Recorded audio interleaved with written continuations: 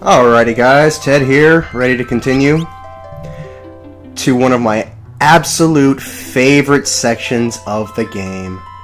Oh my goodness, and it is quite a lengthy one. Okay, now before I do anything, I have a plethora of things to talk about of this entire sequence.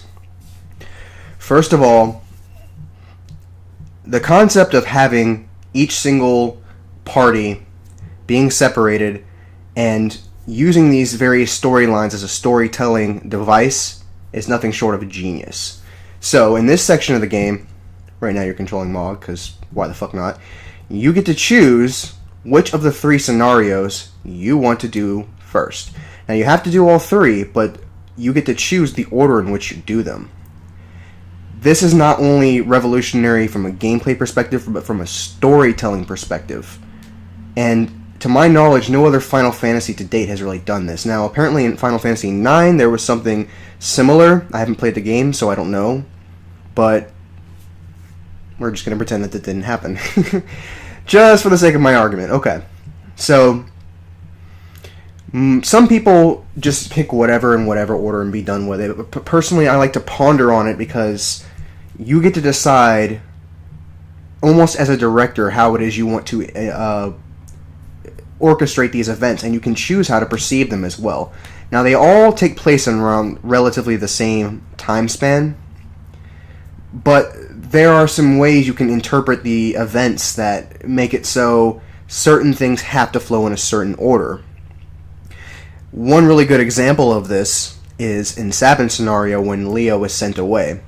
You could interpret it as the letter was sent by Gestalt in order to talk about how Celeste has betrayed the Empire, and as a result, that would make Locke's scenario over here happen before Sabin's. However, you can also interpret it as Celeste has escaped, meaning it would take place after Locke's scenario. Now, I like to think, in the case of General Leo, that something else in particular happens involving the letter, because we never are actually told the exact reason why he was summoned by Gestalt.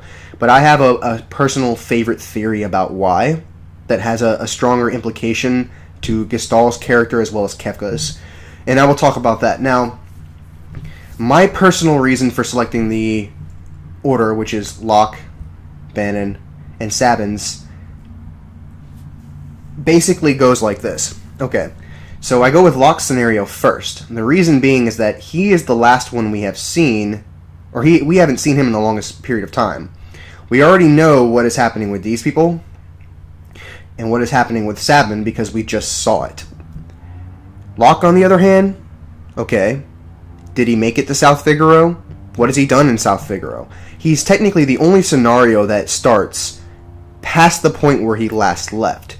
So it gives you the incentive to want to check Locke's. I chose Locke the first time around because I was the most excited about his scenario. I was like, okay, what's happening with Locke? Okay. Next up, I do Banon's, okay, because it's short, just like Locke's is.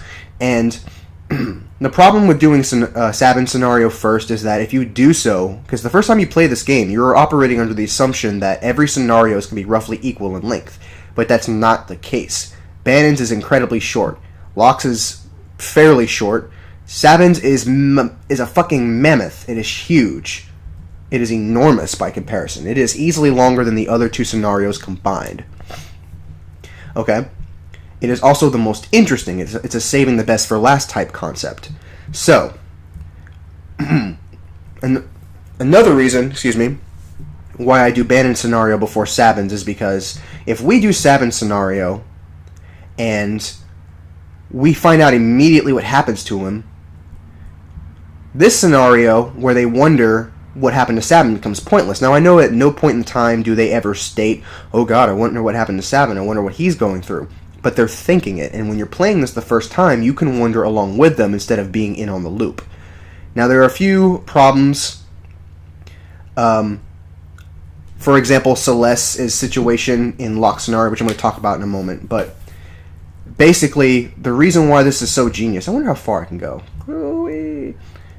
is all three stories combine for one special event. Now, I'm borrowing this idea from Lore Runner's stream, where a commentator on his Twitch stream basically came up with the idea of doing seasons or acts for the story, and I personally agree about where they begin and end. Act 1 begins at the very beginning of the game, of course, and it ends when Terra flies off in her Esper form, and you, as the party, have to go find her. Now, this is my favorite section of this act, and one of my favorite sections of the game, because it doesn't matter which of the 3 scenarios you start with or how you want to do it. They all flow cohesively, and depending on your own interpretation, it could either go very well or very poorly, for reasons I'm going to go into detail later. But the important thing is that all 3 of these parties reconvene at Narsh. Narsh, the place you started at the beginning of the game, where all this started, all for that Esper, which was the reason you were sent there in the first place. And it is the moment in time where the entire group is collected as one. And in Locke's scenario, you recruit Celeste, and then in Sabin's scenario, you recruit Cyan and Gao. So all those characters who have never met all reconvene at Narsh at once. That's why they were all lined up like that. That's why they had that battle. And it all leads up to a standoff with Kefka in one of those multiple party scenarios, with this fantastic theme, Save Them, one of my absolute favorite songs from the game. And then you have a boss battle, one that's actually worth something. It's perfect. It's genius. So I'm going to go ahead and start with Locke's scenario. Locke has worked hard to stymie the efforts of the Imperial troops, but now he desperately needs to escape. Excellent. Where do I begin? Oh shit, oh shit, oh shit, oh shit. Huh.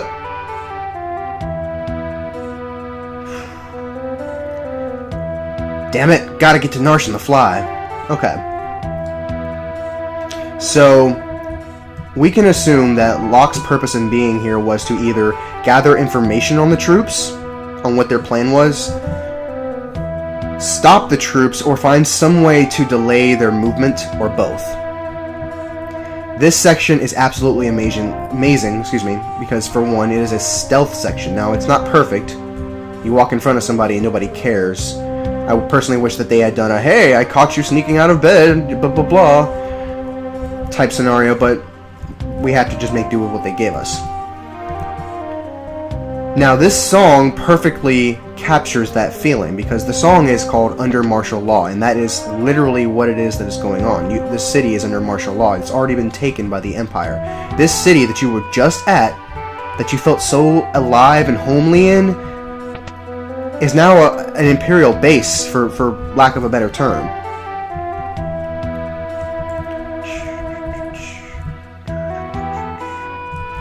This is actually the first time in the game we hear this theme.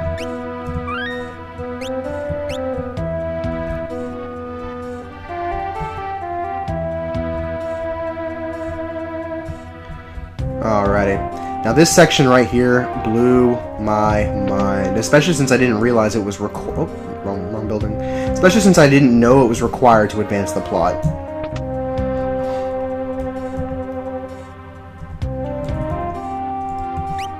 Just in case, I'm gonna get... No, I have everything that I need, really. Let me make sure I'm equipped properly. I should be. Oh, I wasn't equipped at all. What the hell?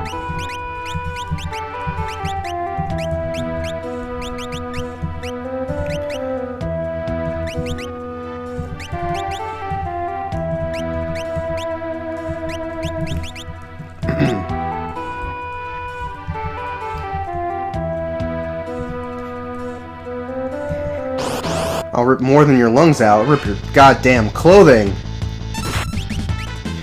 And the thing is, I didn't know I had to steal anything. I was like, let me see what he's got. He's a merchant, right? I just stole his... I stole from him completely randomly. I had no real good reason to do it. I was like, fuck it, let me steal something. And I succeeded, and not only that, but I stole his clothing too, and I fucking lost it. And he puts the goddamn clothes on. Yeah, of course the price was right. Free. Can't get any better than that. And then birthday suit. Oh my goodness. I personally would have enjoyed this tidbit A lot more if it was not required, because then it becomes a secret that you find. It becomes something hidden within the game that you have to really take your time in order to discover and are rewarded for it. And the game does do that a lot for various things. These guys will kick your ass. Let's see, next up I go...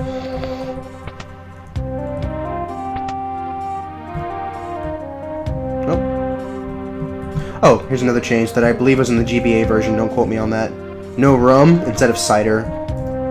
I had to always wonder why that man was obsessed with his cider. Oh, cider this, cider that.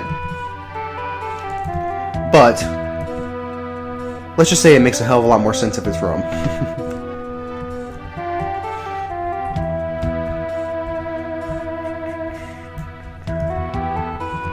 Let's see, next up I go...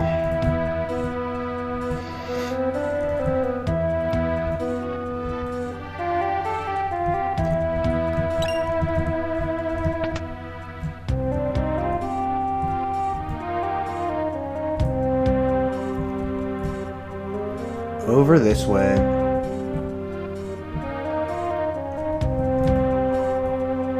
I also personally, like I said, would have enjoyed this segment a lot more if being within the soldier's line of vision would trigger a battle, or at least put you back at the very beginning of the section.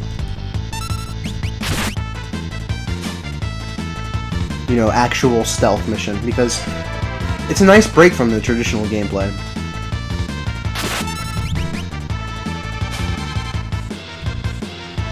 Oh, come on, you son of a bitch. Yeah, you know Locke's the best thief ever. He steals your clothing while you're still fucking wearing it.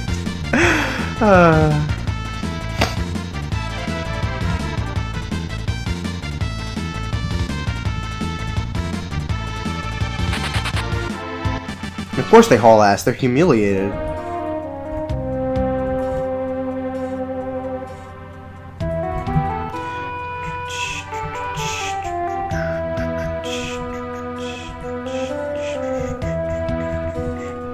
Alright, now, one of my favorite things about this section is that as a guard, the soldiers will actually tell you information that helps flesh out the story. For example, that clown Kefka is on the verge of invading Narsh.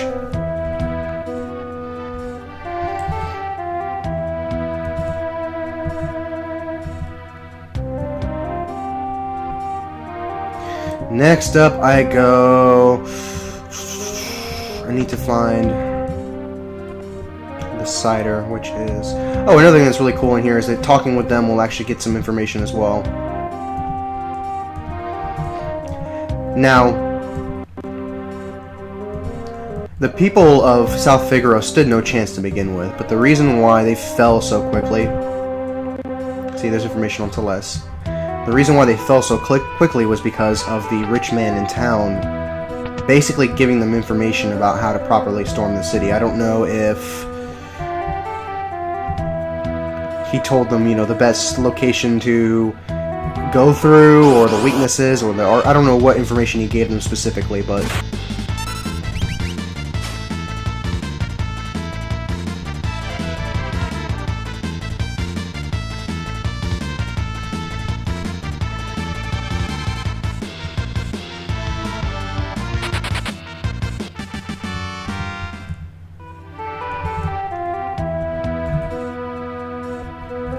trying to remember exactly where to go. I believe this is the location, and I get the cider. Jeez, where am I going? The cider is... Oh, that's right, it's down this way somewhere. Not in the pub. Or maybe it is. Can't talk to this guy right now.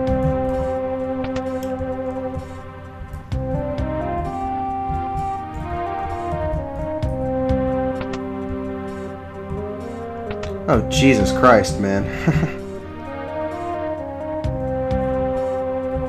Oh, I know where to go. I think.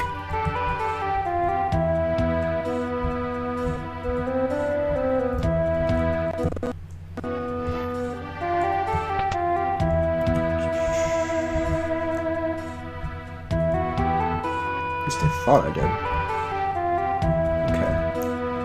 I gotta take the soldiers Uniform again? God damn it.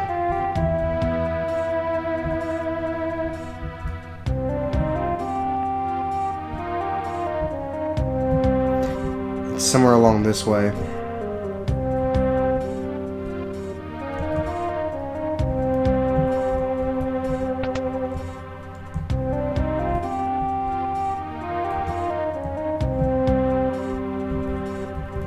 Wow, am I seriously lost? I can't be lost.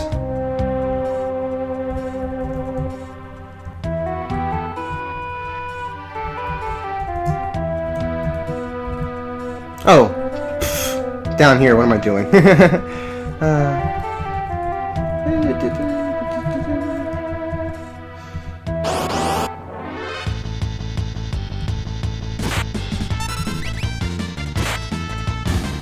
Later.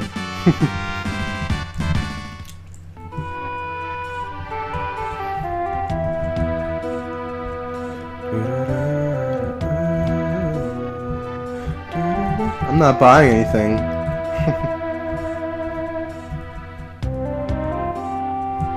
Okay. Talk to the old man who is over this way.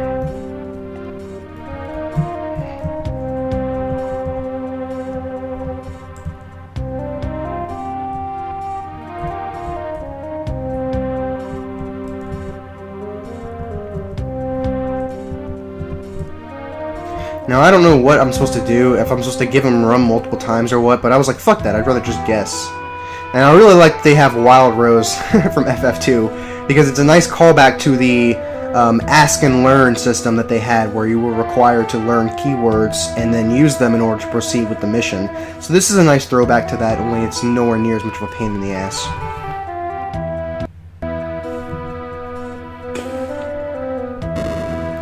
It's also really good for those who haven't played FF2, because people would assume that Wild Rose would be a password type thing. In fact, I think the first time I played this game I guessed Wild Rose, because I was like, that sounds the most like a password, and we all know what happened then.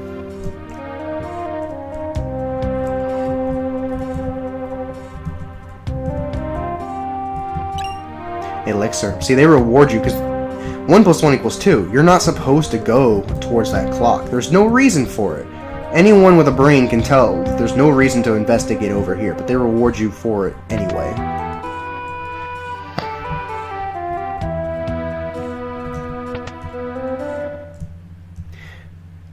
Excellent, excellent, excellent. No music. Increases the dramatic tension.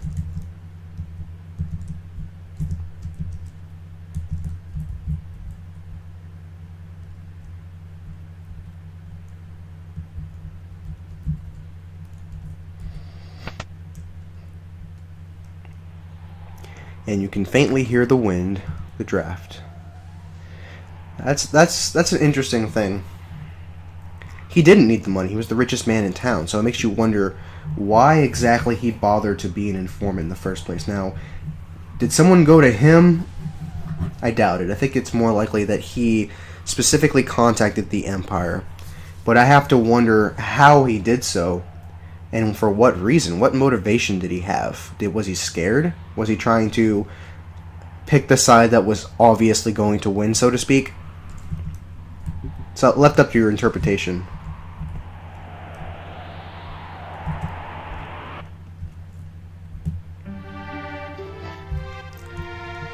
Yeah, changing clothes. Nothing really dramatic happens as a result of not changing them.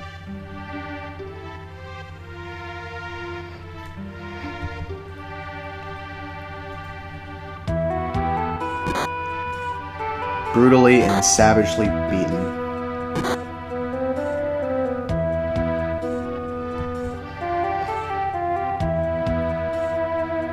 Product of genetic engineering, battle-hardened Magitech Knight, with a spirit as pure as snow. Celeste.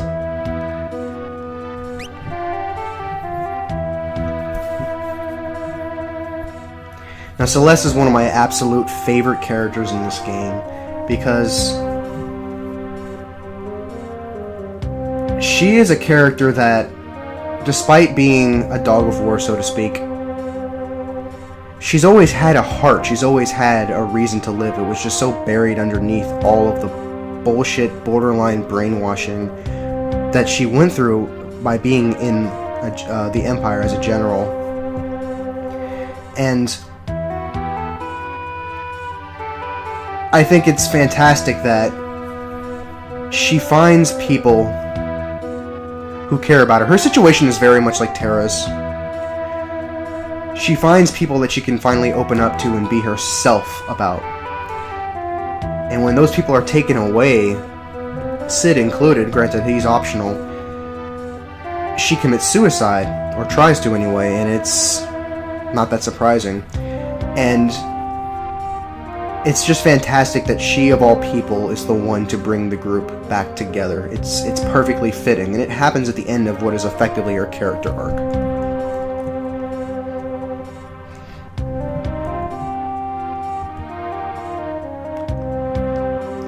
Now,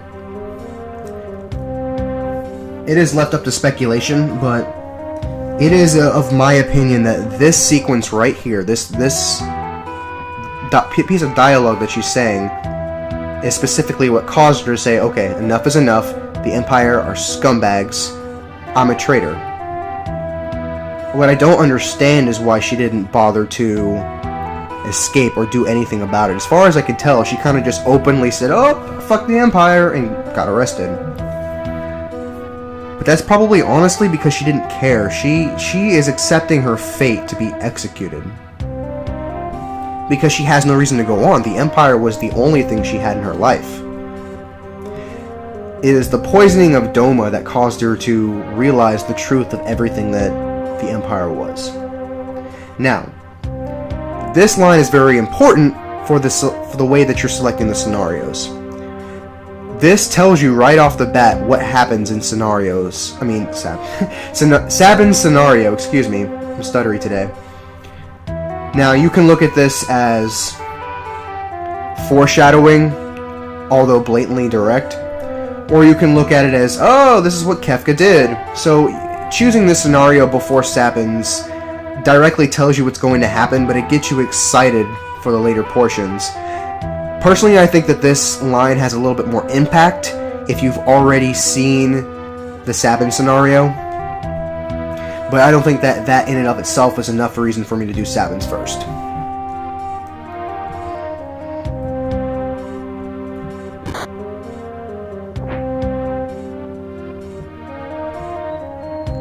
And the fact that this implies that the poisoning of Doma has not happened yet, and directly afterwards Celeste is taken by Locke, and she escapes, gives further credence to the theory that General Leo was summoned because of Celeste's escape.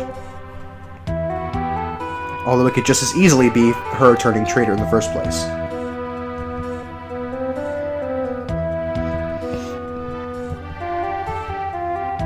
Shut up, you're not me.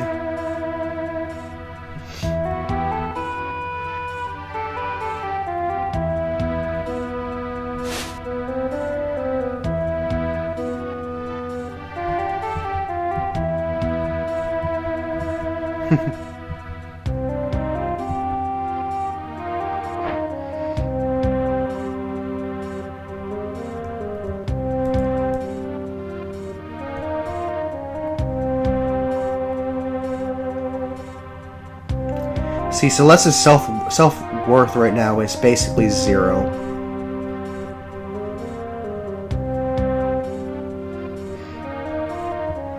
I'd be honored.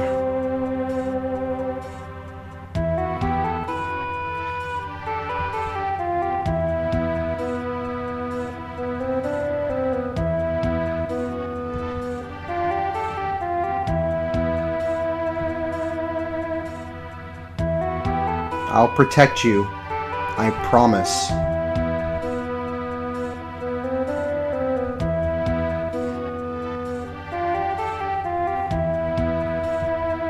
Regardless of whether or not you've played this game before, which, if you haven't played this game, that's about 1% of you watching, I shouldn't even have to explain why he bothered to do what he did.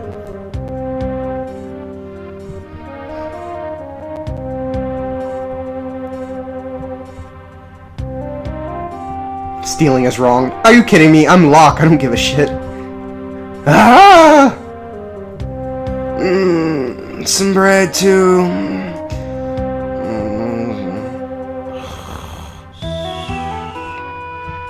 More soup and some bread too. I thought that was great. Just very hilarious.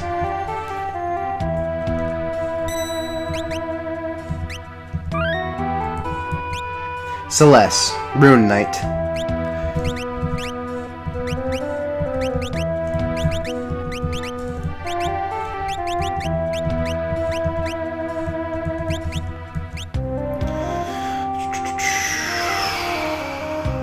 Okay.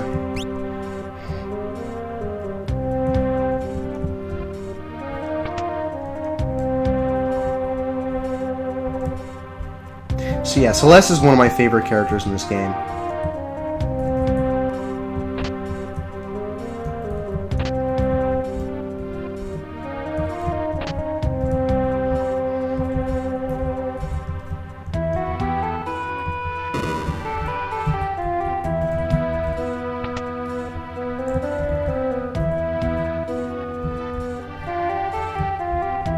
I always get lost in this section for some reason.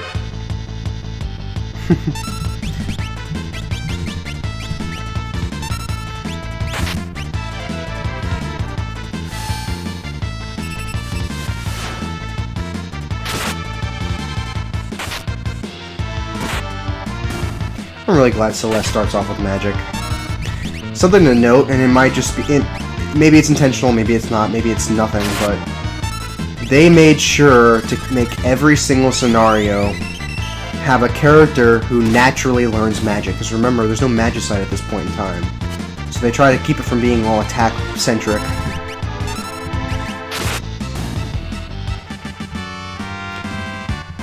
In fact, I don't think there's a single section of the game in which you have no access to magic whatsoever.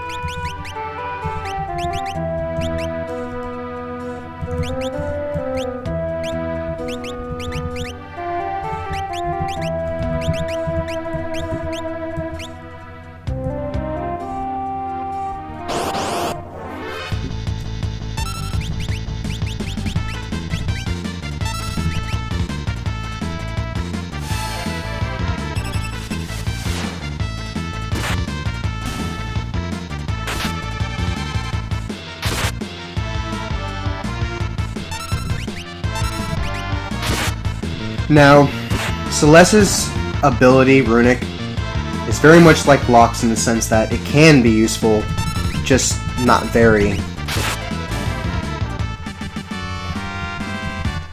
fact, outside of the first boss battle you do, in this section, the only one really, I never really used Runic because I never really had to be honest. Actually, that's a lie. There was one other section of the game where I actually bothered to use Runic because I felt I needed it, and that was during the battle at Narsh against Kefka. And that was only because I was unprepared, and as a result had only 3 party members. I had nothing to use as far as healing items, or was low on MP. I was basically at a terrible disadvantage, and I needed Runic just to stay alive. And I basically had to just chip away at Kefka with physicals. I know, shocking, right? A Kefka battle that is actually difficult? Impossible. But if you're not prepared, any battle can be a chore to get through.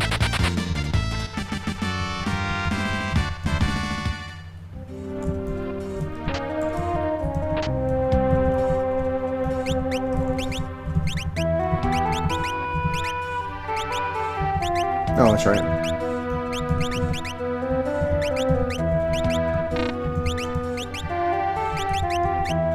What was the other thing I got?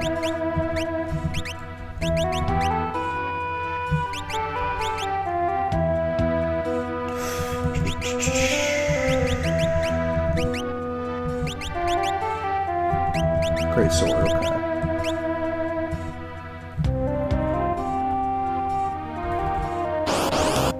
God damn it.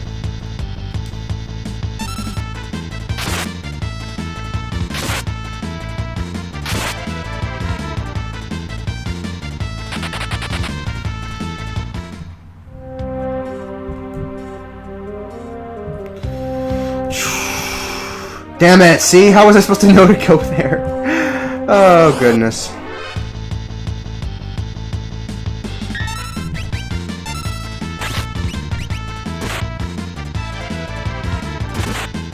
Ooh.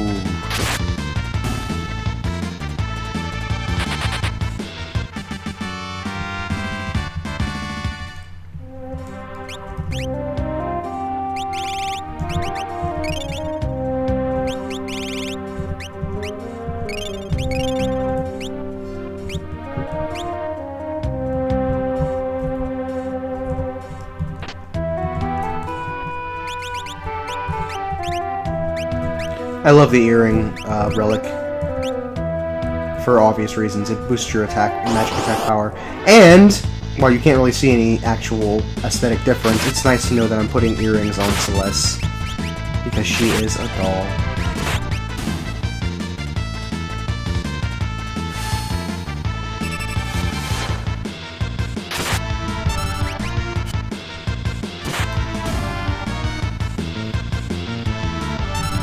Now, I've always been very curious about the nature of Celeste's experimentation with magic, because we know that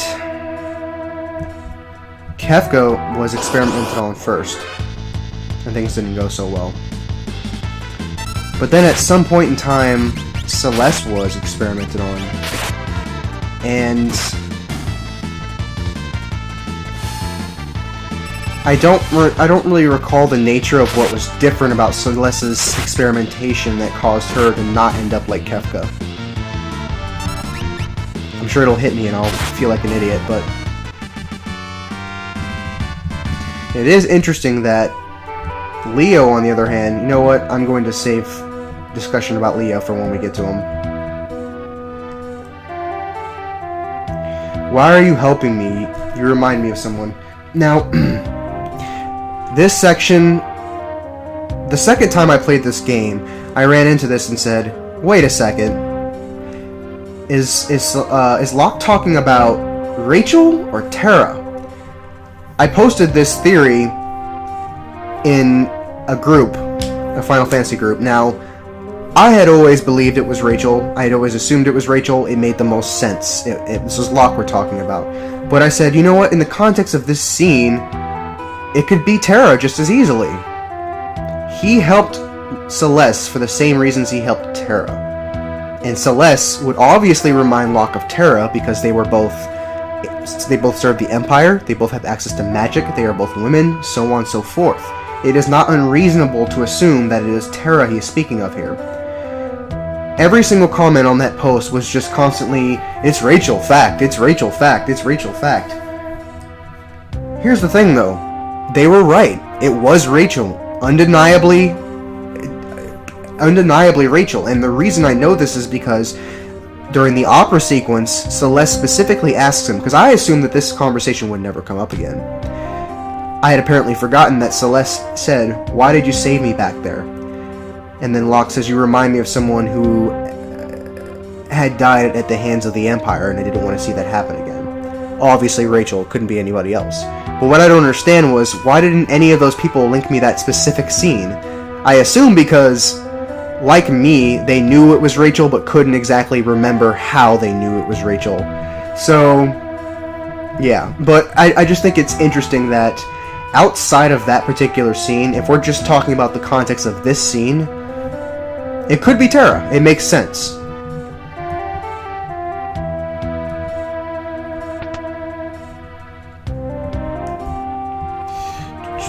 Yeah, we can pretty much leave. And we're heading this way. No. We're heading this way, I think.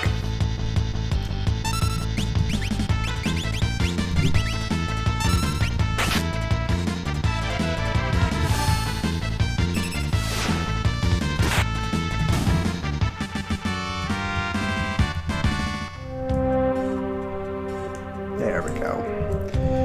First thing is first. Ooh. I probably shouldn't have used that right there. The last time I played this game, the boss in here actually beat me a couple times. I'm not proud of that fact.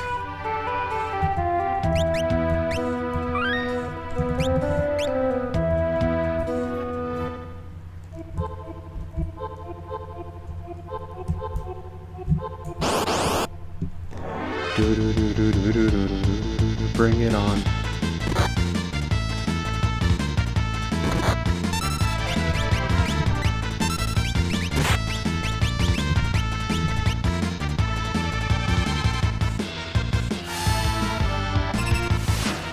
Those acrophies or whatever are so annoying.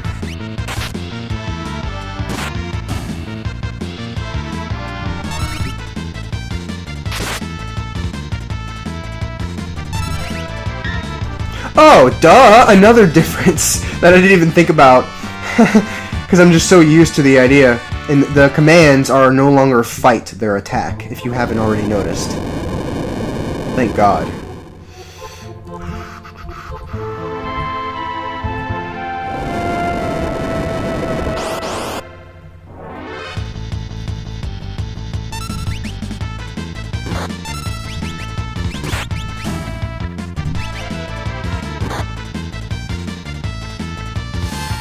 Ice is now Blizzard. That's another thing I wanted to touch up on.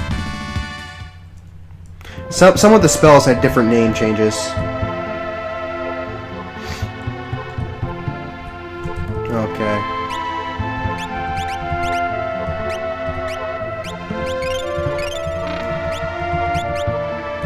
I don't have any ethers, do I? Well, just one.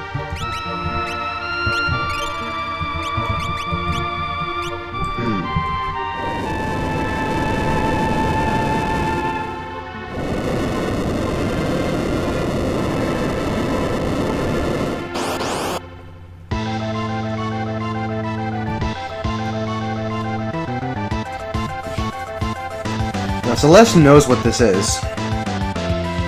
This is clearly a creation by the Empire, so the question is, why is it here?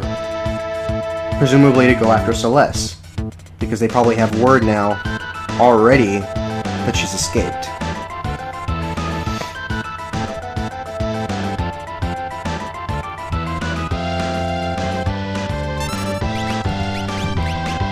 Oh, there's something I can steal from them, I just don't remember what.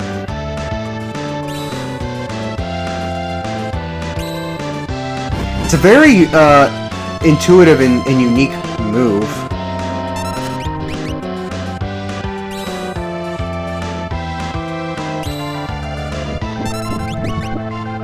The problem is there's just not enough opportunities to be worth it, not to mention the fact that it absorbs your own attack, which is supposed to be an advantage, but it's not. It really isn't.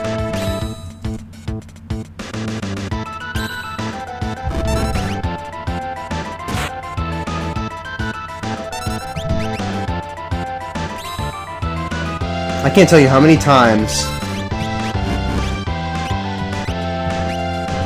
I've used Runic only to have my own spell absorbed because I assumed the enemy would use a spell and they did not. Not to mention, I don't even think it lasts. I think you have to use it like basically every turn or it's useless. There are only so many enemies in the game that rely heavily on spell attacks. Ooh.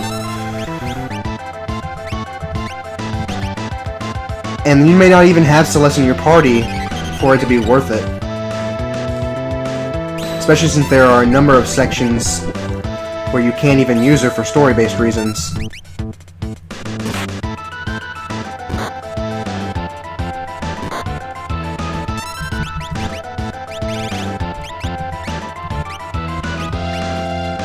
So yeah, Runic is not all that useful. It's at least unique.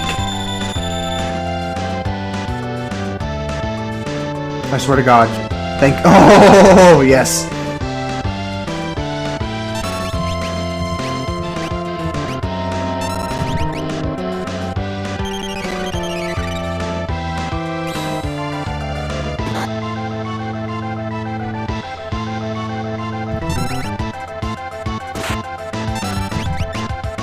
So yeah, this is actually one of the few difficult and therefore fantastic... Oh, damn it. Fantastic boss battles in the game. Because, oh, thank God. Because it actually requires you to use oh no, I attacked with Celeste. Damn it. Please get... Yes! Okay.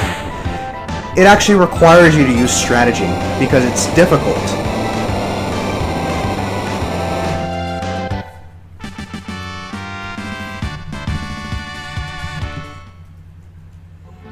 This was a boss that both the first and second time I played this game, I actually had to carefully think about what it was I was going to do in order to beat the boss.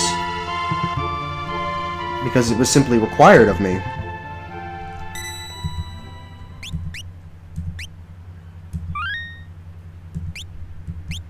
Scenario 2. So yeah, that ends Locke's scenario. Excellent scenario. Excellent. Fleeing the Empire's troops, Banon, Edgar, and Terra ride the rapids towards Narsh. But the going won't be easy. Oh no, it'll be very easy. This is not only the shortest segment, it is not also only the segment where you have 3 people from the start, but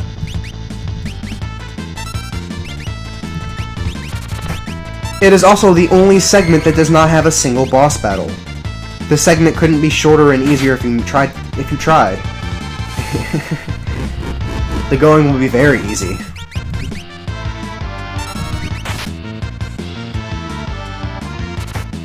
Even the whole Banon can't be KO'd thing is useless because there's no Ultros. There's no boss battle.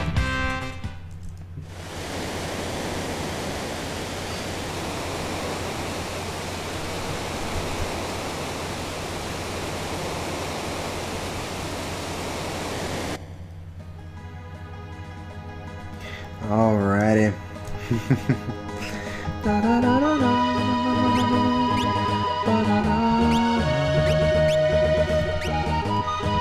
Sorry, it's my OCD.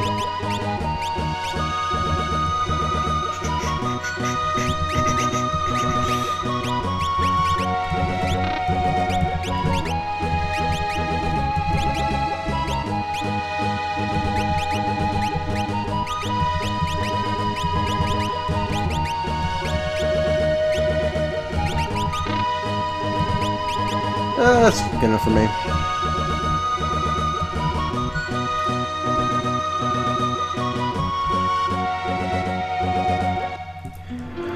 Oh God, I know what's coming next. What I don't understand is why you didn't say this before when you were like, who might you be?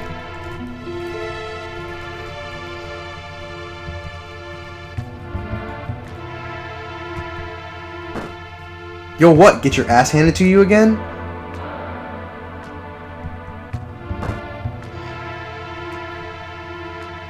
So yeah, they're not thinking very clearly because, well, they're upset. Can you blame them?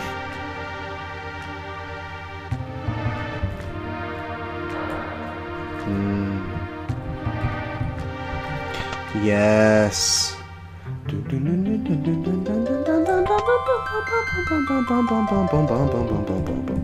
The only reason I'm in here is just to demonstrate that the prelude plays, which is excellent. Because it's an excellent prelude. It is possibly my favorite version of it. The only one that really competes with it is Seven's.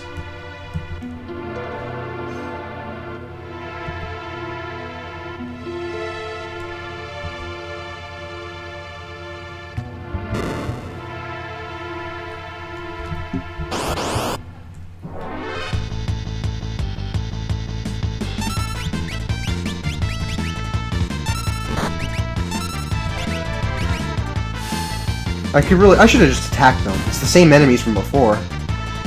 I was practically one-shotting them before, so of course I can do it now. It's another reason why this section is incredibly short and easy.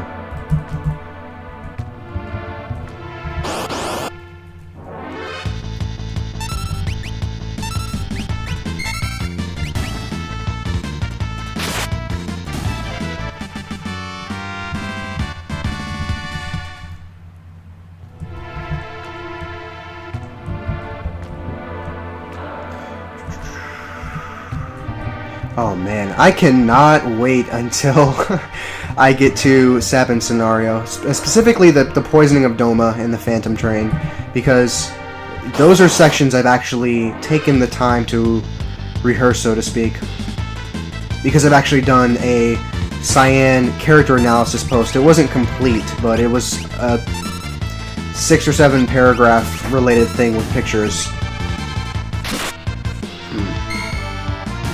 So in other words, I have more of my thoughts collected to be able to elaborate better. I don't really rehearse these things. They're kind of just... I kind of just say what comes to mind. And this is the section that I fucking hate with every ounce of my being. The only section more annoying than this in a Final Fantasy, the ones I played, is that fucking Shinra Tower headquarters thing where you have to use Cloud and escort Barret and Tifa past the guards. Oh my god. And the penalty for it is ridiculous.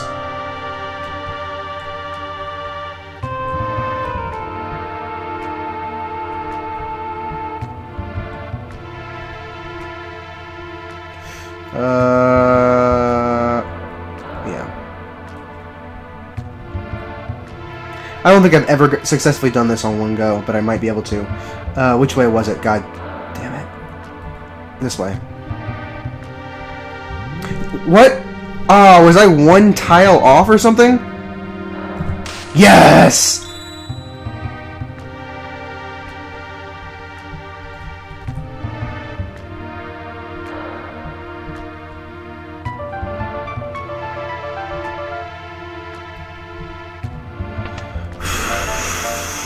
I've never done that before. You know that's impressive. I guess.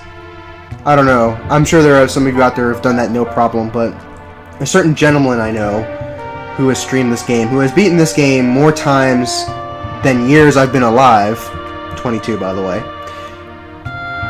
he failed a couple times, so I'm kind of proud of that.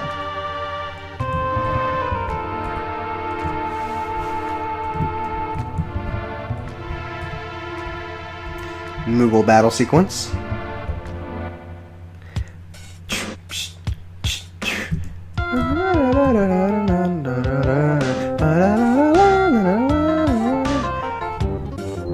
I decided I would try to get my fiance to play this game. I was like, how am I going to convince her to play this game? And I showed her this. Oh, look at all the Moogles! And hey, don't look at me like that. You were thinking it too. And there we have this one conspicuous Moogle chilling in the back, not moving at all. Because look at the way the Moogles move. They're clearly very hyperactive creatures from the way that their body moves. They just move anywhere and everywhere because they can. You talk to this guy, and instead of saying Kupo, he goes, Kupo! Po! Almost as if he's trying his absolute hardest to imitate a Moogle so as not to draw your attention.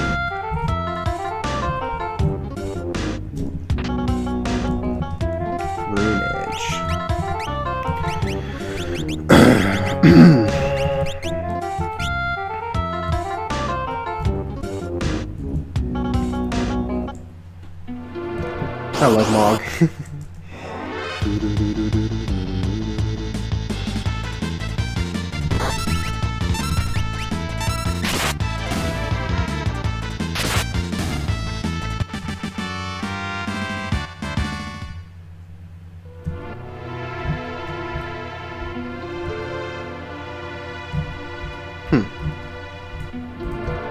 Oh, come on.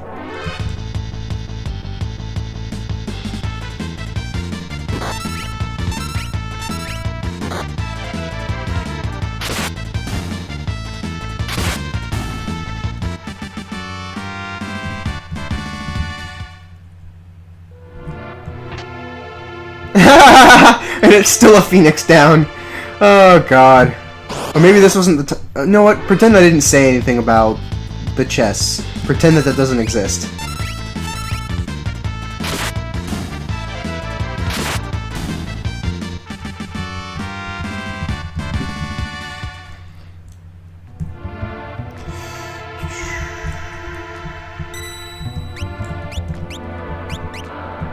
I'm saving at every single save point I possibly can, because if I die, that's gonna really put back the recording. Unless, of course, I use a save state, and I hate using those because they're very sketchy to use, because you can overwrite your own files so fucking easily. It's weird. It's weird. I'm sure, you know, someone out there can be like, hey, this is how they work, and this is why you were failing with them, but I just don't want to bother with them. Makes the game way too easy anyway.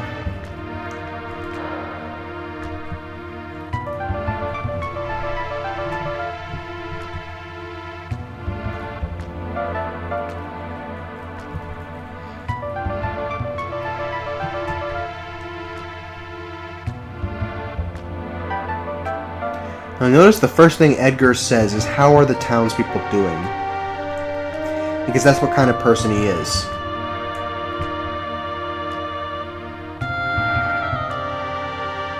The first thing that he is going to do, basically, is check on the status of the townspeople.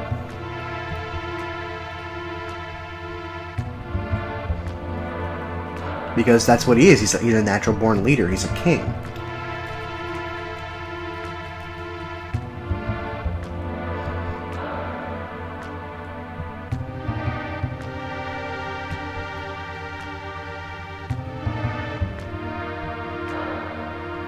That Esper is either going to save us or dig us an early grave. And I really love this phrase, because it's that uncertainty of whether or not this Esper will help us. We are desperate, absolutely desperate to fight the Empire on equal terms. So we're taking a gamble. We're gambling before Setzer even gets here. And I just think that it was a fantastic decision on behalf of the writers to actually do the latter. Because realistically, it very well could put you at a position where put you at an even further disadvantage to the Empire. That's effectively what it does. Now I could save here and end the video. Or I can go straight to Sabin's scenario, the best one of the three. What dire fate has befallen Sabin, who fell from the raft after the fight with Ultros?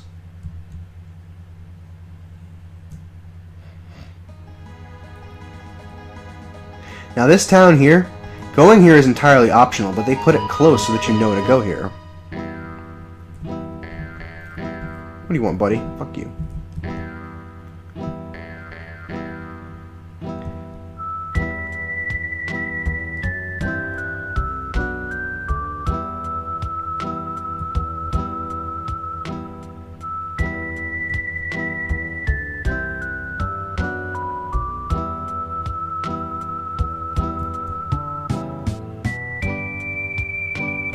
Now this is an interesting thing I want to talk about real quick. Assuming that you did Locke's scenario first, you already know that Kefka's going to poison the city of Doma, and that information is there to interest you and excite you, but you don't really know what to make of it, because you don't know if it's going to happen off screen, if it's going to happen in between scenarios, or what. But then the moment that Doma is mentioned, you know that that's where shit is going to go down, and you know it's going to be big and important, because Kefka is going to be there. The Reaper is always just a step behind me. Shadow Assassin.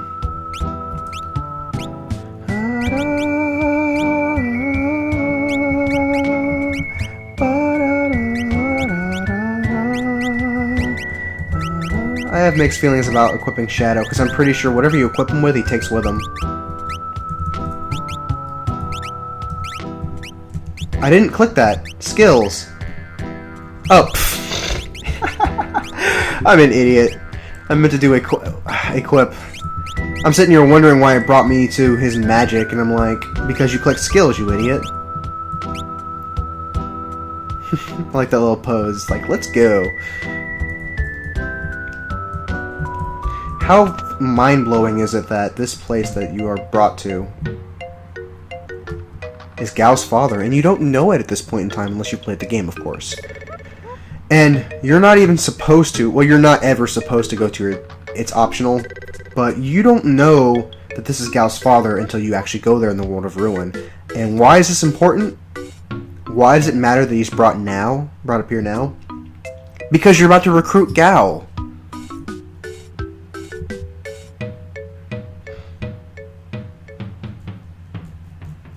Ain't been ticking for 5 shucks, maybe even 10 years. That's a big difference, old man. 20 feet, 25 feet high? What are you smoking? Get me some of that. Ouch!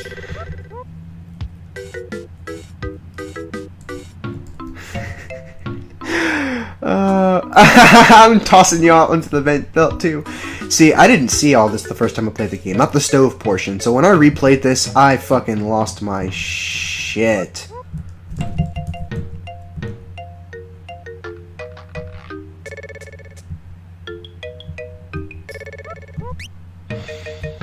I need at least 2 of those. I'm gonna do 3 just in case.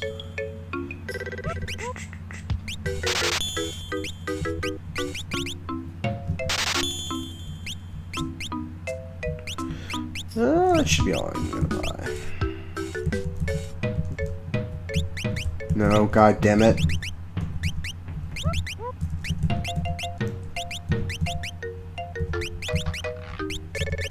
Every time I equip Shadow with something, this guy who has no interest in staying with us, I always think to myself that Shadow's thinking, oh, you guys are pretty cool, because naturally, a guy as awesome as Shadow, especially since I know he was going to be a party member, a permanent one, I wanted him to like us, basically. So I tried my best to get him to do so, in my own head, of course.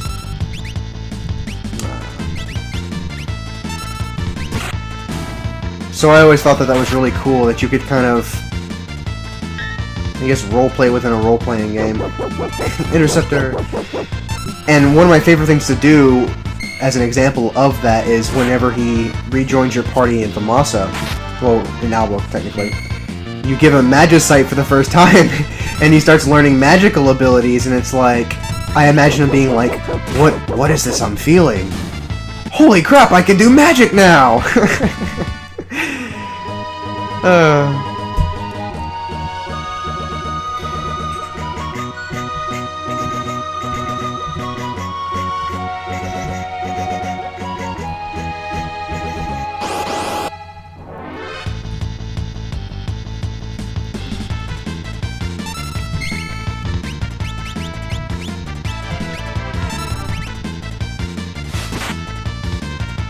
Wow, I expected the kill.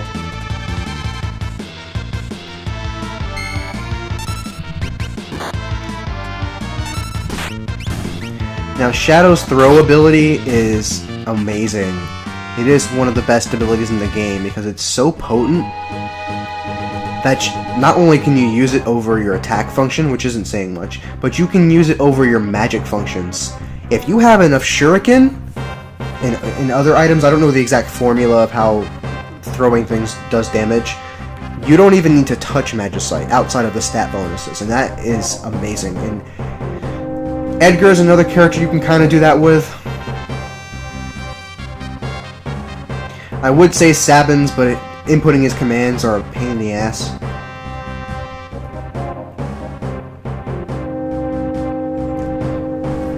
Now this section is amazing. There's so much fleshing out of story and of character in this entire sequence. Firstly, we know that Kefka treats his soldiers like shit and thinks nothing of them, but we never really knew that the opposite was true. We could infer that because obviously if someone treats you like garbage, you're going to do the same in return, or at least think so. This is the first time that we ever understand that Kefka is despised among his own troops.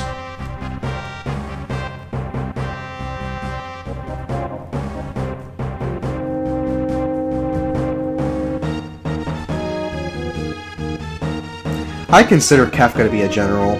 I know he technically officially isn't, but he has the same level of pull within the Empire as Leo or Celeste do.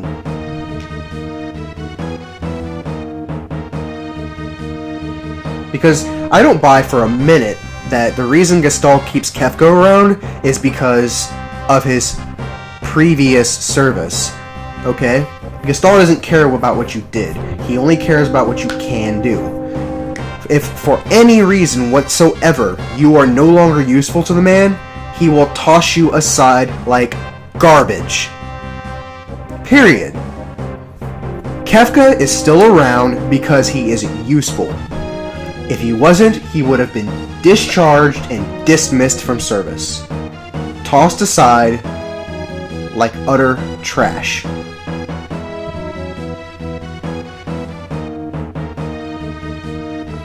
Oh god. Let me get in the frame of mind for a Kefka voice.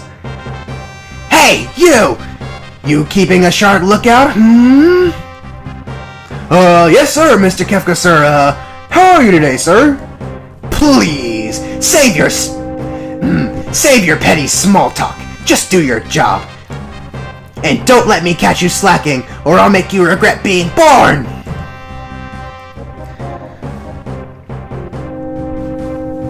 And now I wish I had grabbed some water, because Kefka's voice really hurts my throat. Someone's gotta put that guy down.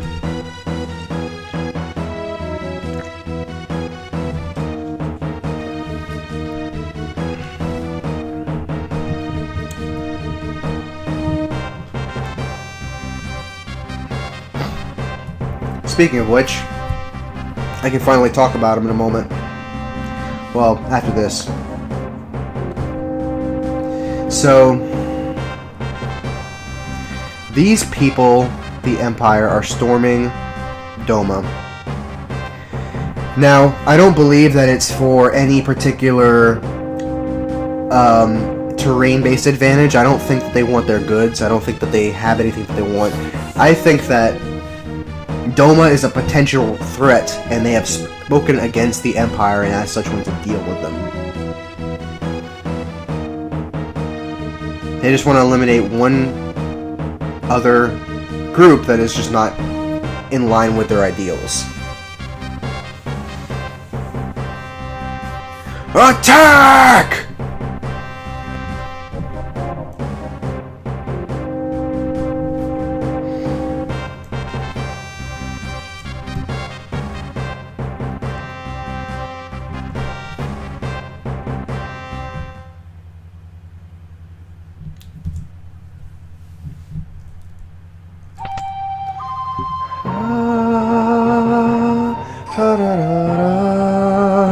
The battle is not yet lost. Oh, I'm gonna have a field day with this. A noble warrior of foreign land, faithful retainer to his king and country, who holds courage that does not fear death. Cyan. Now, Cyan, if you cannot tell, is one of my favorite characters in this game, and I absolutely love his theme. If we can fell their commander, they shall surely break rank and withdraw. Cyan is a character who is not only noble, but very confident. And as a result of that, along with his skill set, he has obtained a relatively high rank within his kingdom. In fact, it could be argued that he is effectively second in command to the king. I'm trying to think of another really good example of that within the same game. Can't really think of any, but oh, okay, duh. Not this game, but FF4. Yang, in a lot of ways, and it is not just because, you know, one's a samurai and one's a monk. You could see, yeah, whatever, who cares? It is not because they are both disciplined and have similar personalities. They are a lot alike because of their relative position. They have no lineage, no bloodline lineage to the king itself, so they are not automatic candidates for kingship. But their skills and the amount of regard that the rest of the troops and the rest of the country has for them more than makes up for that. That's why when the king of Fabul, and if F4 decides he wants to inherit someone else as his replacement, he does so for Gang, because there was no question. And I have absolutely no doubt in my mind that if Doma had not been obliterated by the Empire, but if for whatever reason the king died, Cyan would be the new king. There's no question. Now, this line in particular perfectly sums up Cyan's mindset as a bold, confident, noble person. I am Cyan, faithful retainer to King of Doma. I am your worst nightmare.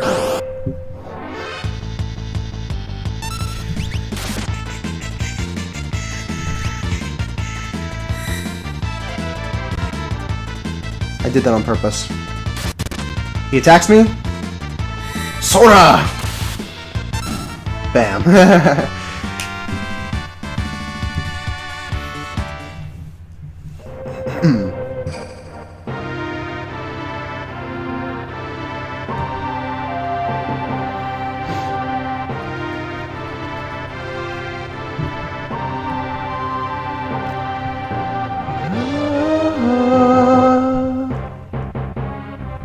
Why am I controlling Shadow all of a sudden? I never changed to my... Shut up. I never changed my party. My party was never altered in this way.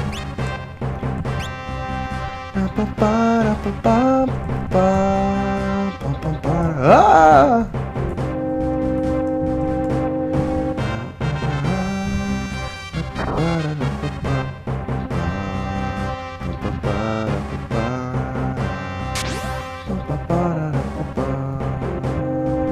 Meow!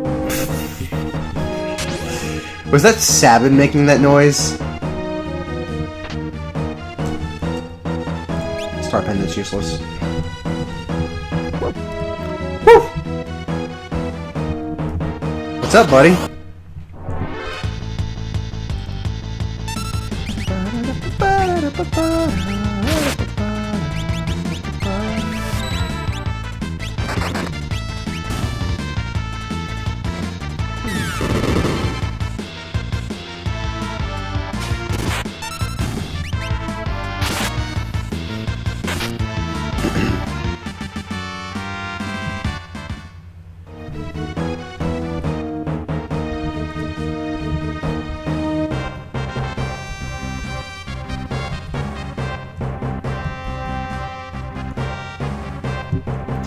General Leo, my dog.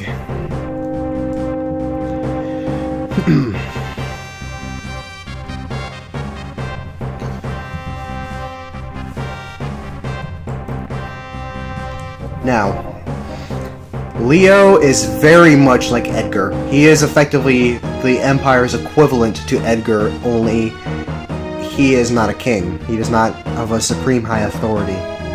He's a general, but he's not Emperor Gestal nor Emperor Gestal's right-hand man by any means. He is also very much a lot like Edgar in the sense that he is always thinking about people first.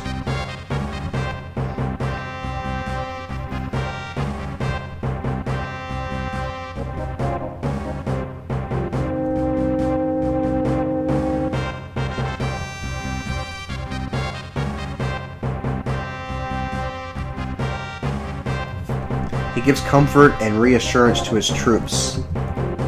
That's just who Leo is. He's a good guy who just happens to work for the Empire because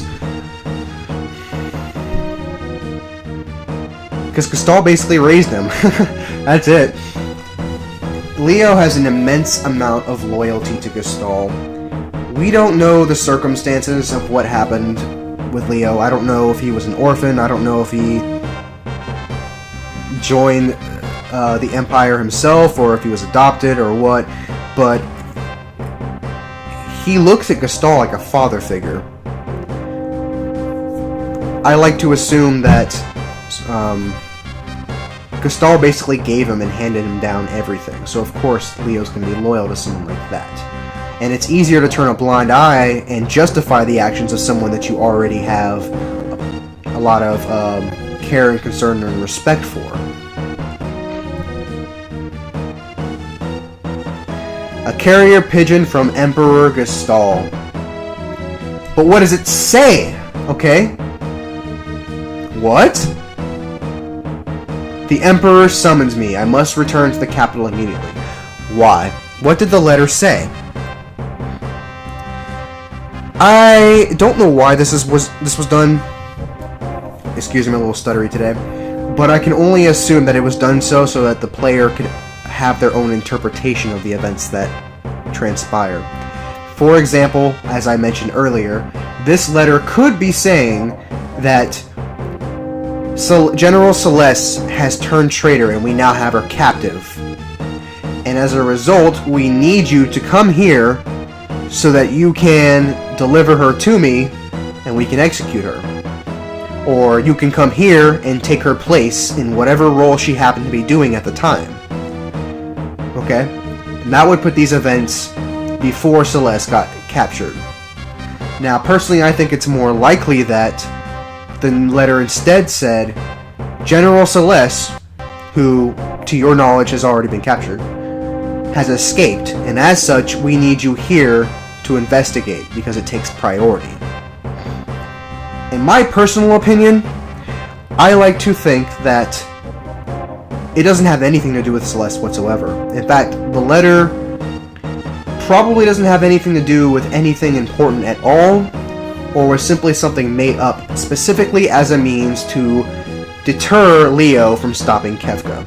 Emperor Gestal specifically lured Leo away from this situation so that Kefka could poison the people of Doma. Why? It wasn't, in my personal opinion, it was not Kefka's idea to poison Doma. It was Gestal's idea to poison Doma through Kefka.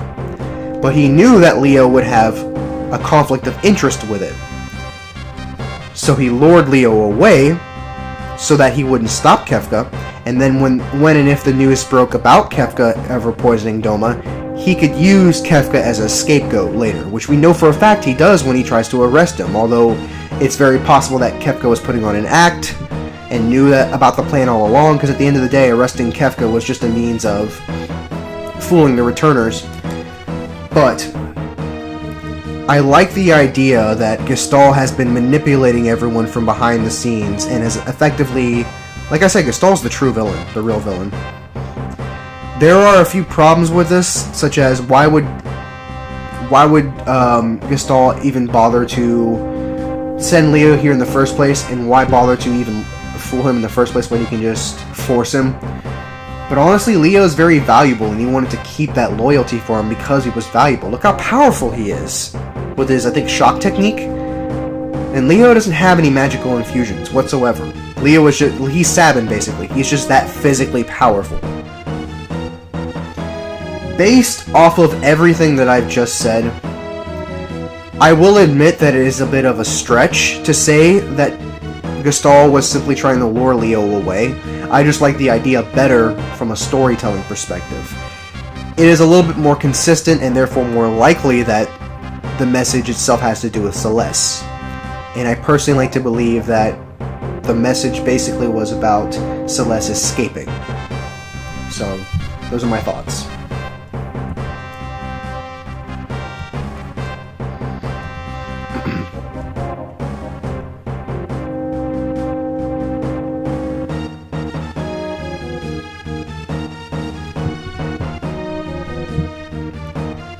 Ah!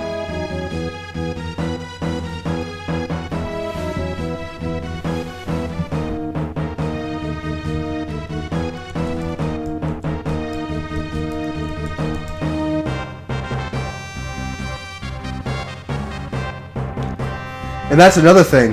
That's another reason why I assume that Gestal was simply trying to lure away Leo. He was ordered to Vector, not South Figaro, where she escaped from. Because you would think that it would be more logical to summon him to South Figaro so that he could pick up clues about where she might have gone, like maybe she left a trail. And even if she hadn't, she's obviously going to be within the area. So why the hell are you sending him halfway across the world to another continent? Specifically to Vector, which is where Gestal is, the headquarters of the Empire. So that Gestal could keep a personal eye and a personal watch on him. And so that Gestalt can be monitored by Leo to use as an alibi when he has to go, well, I didn't know Kefka was doing this, derp derp derp.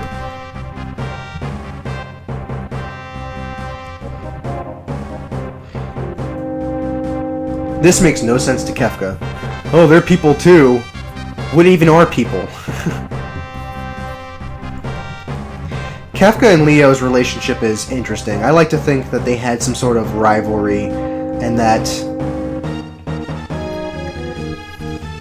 Kefka always looked down on Leo because Leo was essentially his better. People have openly, not in Kefka's face, but have openly shown concern and care and respect for Leo and nothing but despise for Kefka. So, yeah, there's that. Now, here's the thing that makes me want to support my Kefka, Gestalt, it was all my plan from the beginning, I lured Leo away theory. Is the poison ready? Implying that the poison had already been set up before Leo had left. So, it makes you wonder how Kefka was even able to get the soldiers to remotely go along with this and bring the poison in the first place. Okay? Kefka brought the poison, and he knew for a fact that he would be trying to use it. He also knew for a fact that Leo would be here, and he also knew for a fact that Leo would try and stop him, hence why he said, now that Leo's gone, I can do what I'm gonna do. So in other words, he knew Leo wouldn't be staying for very long, but how? Unless someone told him beforehand that he was going to be summoned as a distraction, as a decoy. And the only person who could have and would have done that was Gestalt, who obviously had to tell Kefka of the plan in order for him to poison him to support my theory. And all these theories that I told you, this one about Kefka, the two alternate theories about Celeste, none of them have any concrete information directly supporting or conflicting with them. The best part about these theories is that it could be any one and you can interpret the events however you like. Maybe it's just because I've done more studying about the lore and the characters and the history behind this game, but I feel like this is the Final Fantasy with the highest degree of interpretation to events, because they tell you so much, but not too much. They leave it open for you to speculate on.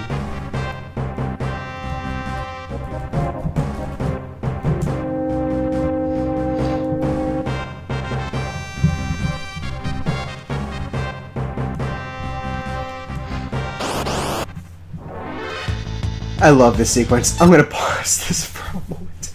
Okay, so, actually I don't have to pause it, I can just, oops, submenu. Kefka's pathetic, okay? Notice he has the regular battle theme. He does not even have the boss theme. Just the regular battle theme. You hit him with anything. And I mean anything. I'm not gonna waste a shuriken on you, piece of shit. And he's out of here.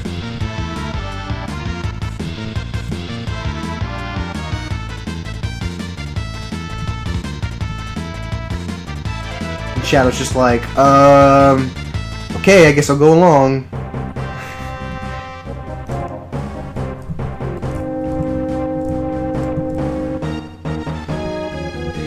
Kefka at this point in time, granted he isn't going all out, but he clearly is not that powerful. Why else would he be running?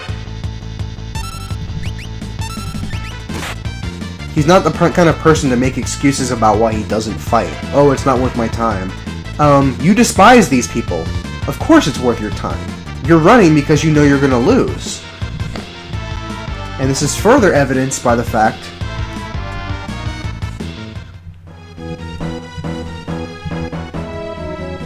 that he hides behind his troops.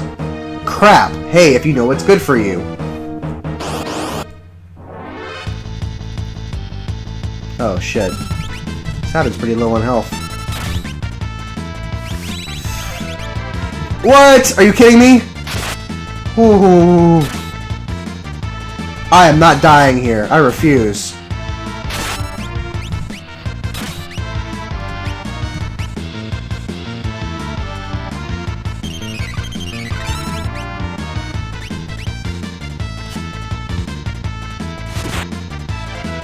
Holy crap, that was dangerous. Yeah.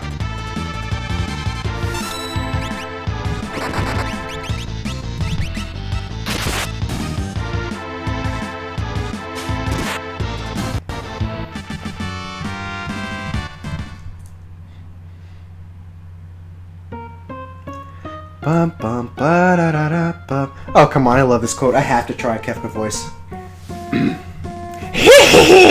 Nothing can beat the music of hundreds of voices screaming in unison!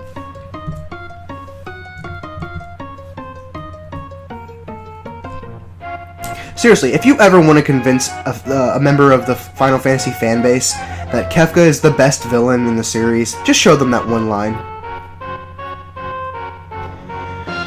Oh god. This is probably the most evil thing that this person has done. Now, these two people are the only ones keeping lookout as far as I can tell. And for whatever reason, that apparently means that they don't drink water.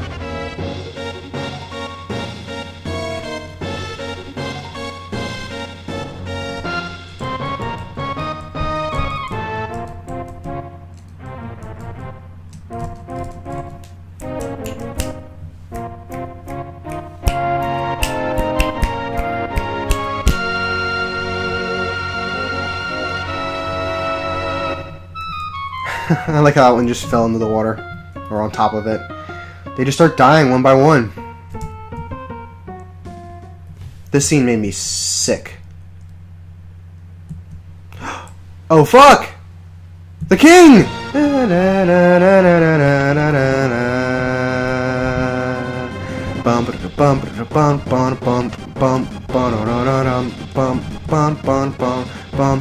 Dude, I've been inside Edgar's castle. I know where the fucking throne room is. It's the same basic layout.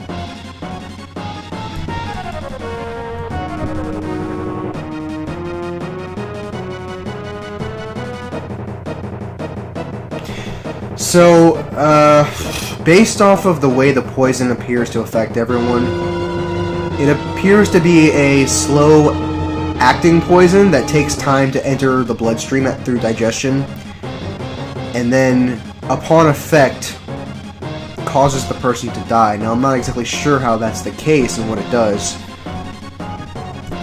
He said his vision was going... I'm not a toxicology expert. I'm not even going to pretend to be.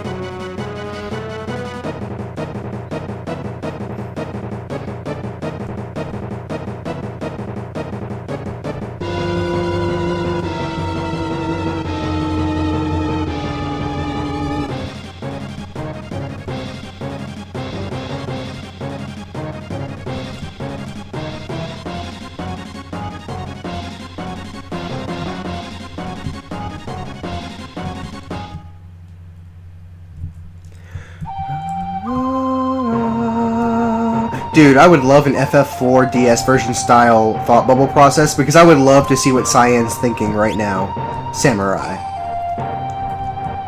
My family, I have to get to them, etc., etc.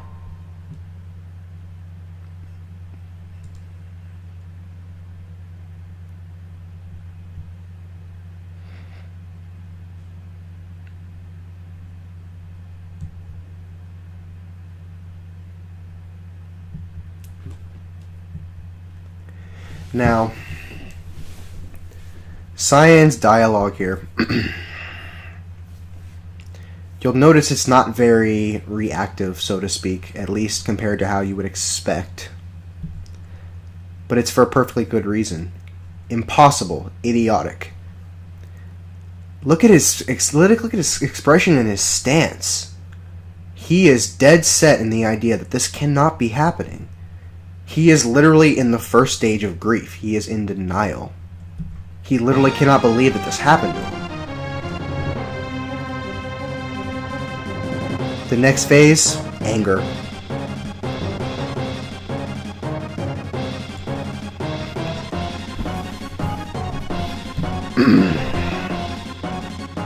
You have to understand that when something that traumatic happens to you, your brain does not physically know how to deal with it. It actually takes a considerable amount of time for most people who witness something so traumatic to actually completely just absorb and digest it and understand my entire life was just ruined. He's basically in shock. And now he's lashing out because he has no other choice, no other option. He cannot do anything but just lash out. He can't even think at this point. In other words, he's suicidal. He doesn't care about living. He just wants to kill as many people as possible. He is uncontrollable. He is unstoppable. Ow.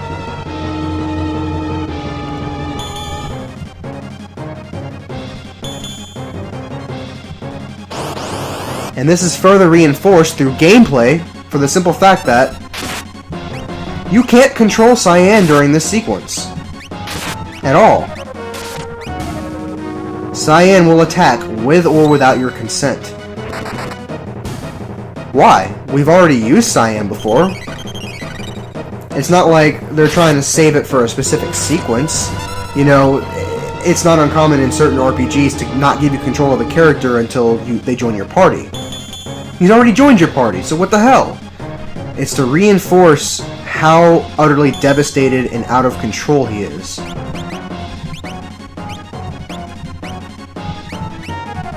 There is nothing that will stop him from just slaughtering and killing everything.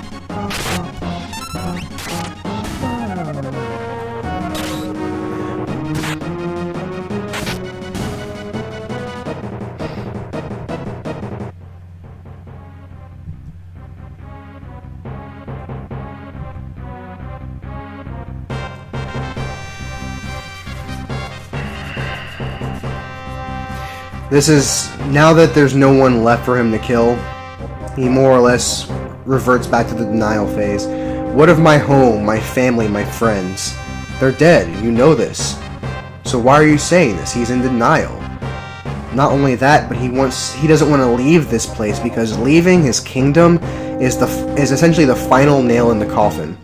He does not want to believe, and therefore does not believe, that his family has been killed. And leaving this place will confirm it in his mind and in his heart indefinitely. This place is the last bit of his family left.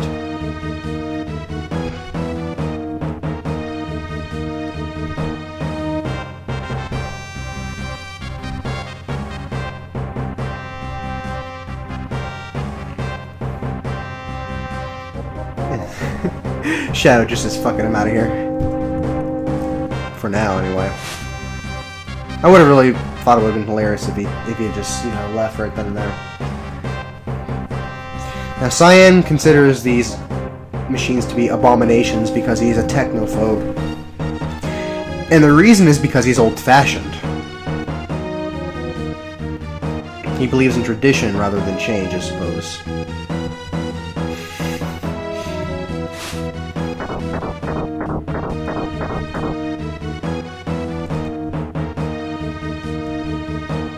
Get out of my way!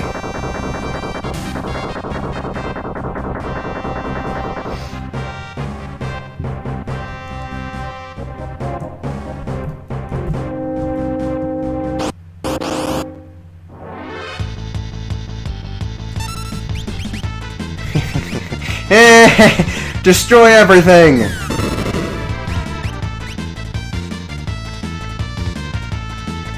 We're unstoppable, bitch!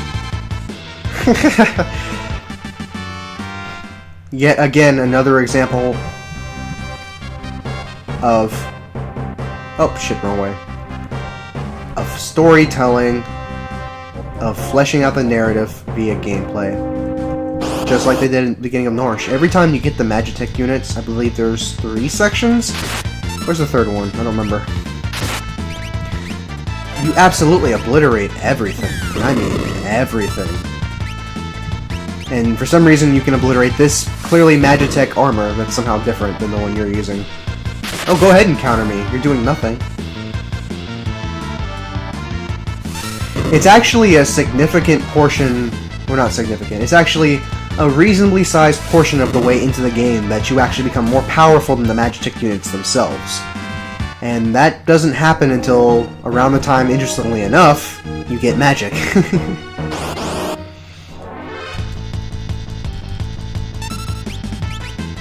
Ha! That makes Edgar a walking Magitech unit. Because he's tech and magic.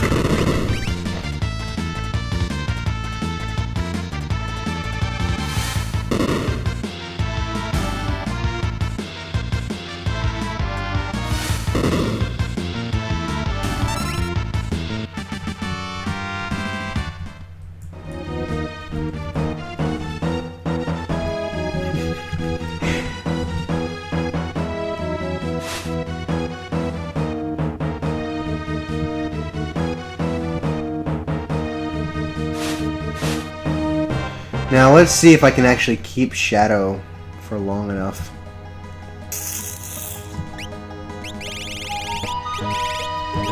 Because it is to my understanding that there's a mechanic. I know Shadow leaves your party at some point, and it can happen before the train, and if he doesn't leave by the time you get on the train, he's there to stay. But I don't know if it's based off of time. I've heard it's based off of the amount of battles you do. Like, for every battle you do with Shadow, there's like a 1 in something chance of him leaving. Let's see, my set...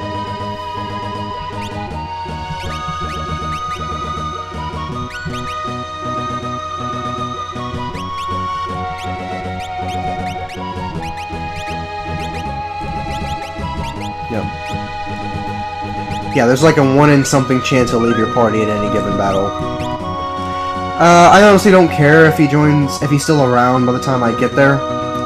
For 1, I don't actually need him, and for 2, maybe it's just my bias of the first time I played the game, but it might be better if he doesn't show up. Actually, no, I take that back. I do think that it is very strange that someone like Shadow is just on the Phantom train and doesn't say anything about it or care. But, you know, he walks with death every day through his own perspective, so I guess... He said the Reaper's only a step behind me, so I guess that kind of is pretty cool. And plus, with Shadow, you get that part where he's like, you know, best leave him be, with Cyan. And Shadow would know.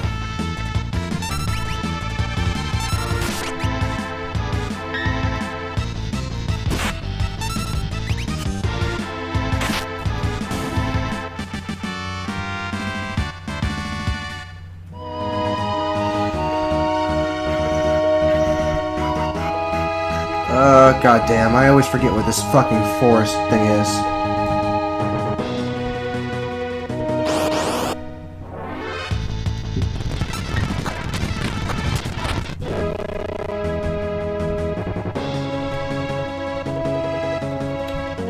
It's not past here. No, it's not up that way.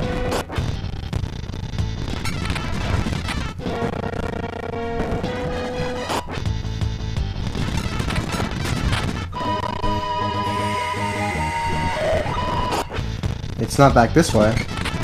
Oh, I know where it's at. Duh, it's down south.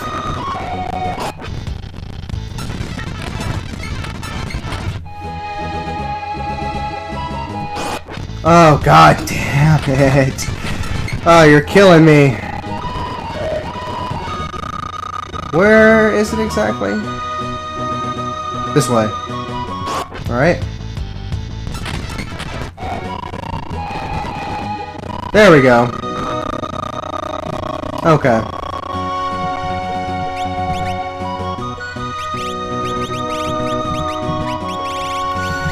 I'll go ahead and waste a tent.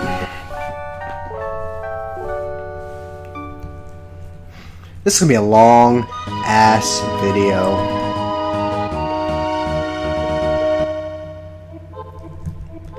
Deciding where to stop. I'm probably gonna stop when this scenario ends.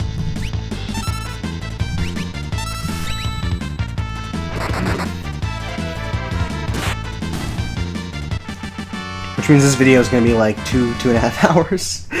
Oh goodness. That's okay.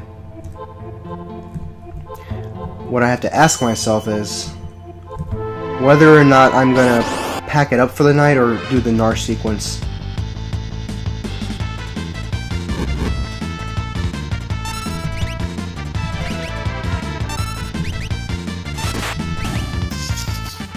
I'll pack it up for the night.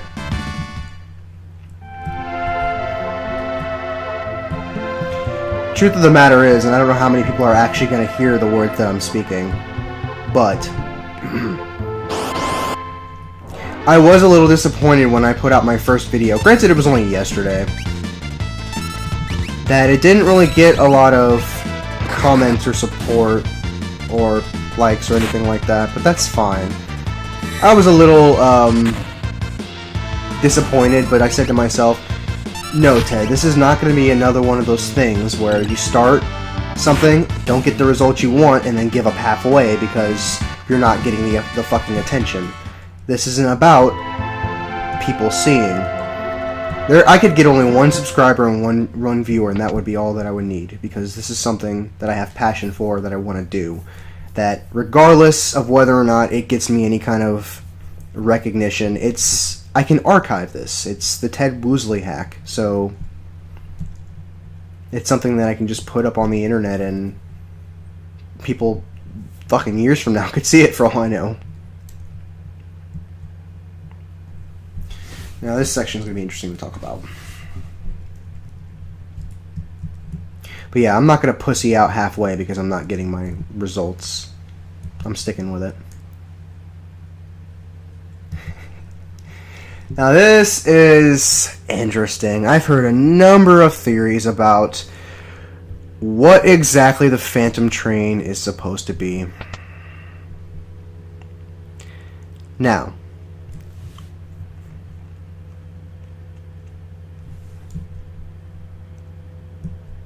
Cyan is aware of what this train is.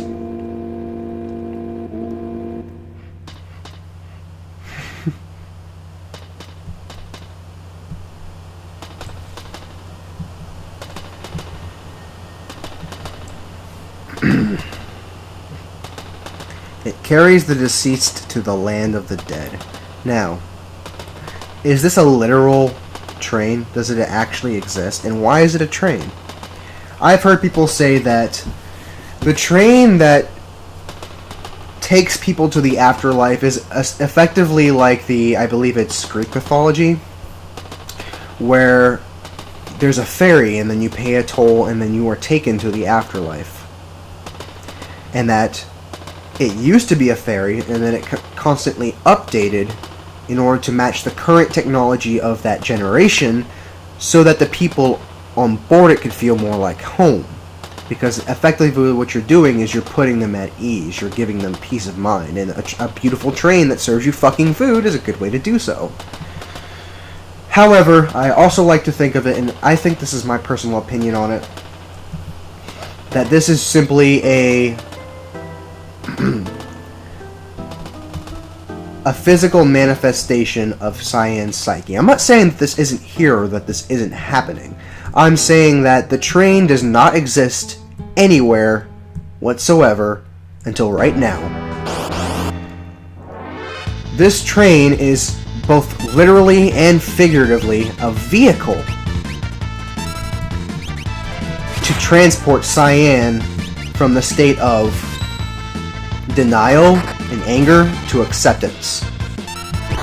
It is the moment where his brain truly comprehends the idea that his family is gone and that his life has effectively ended, for better or for worse.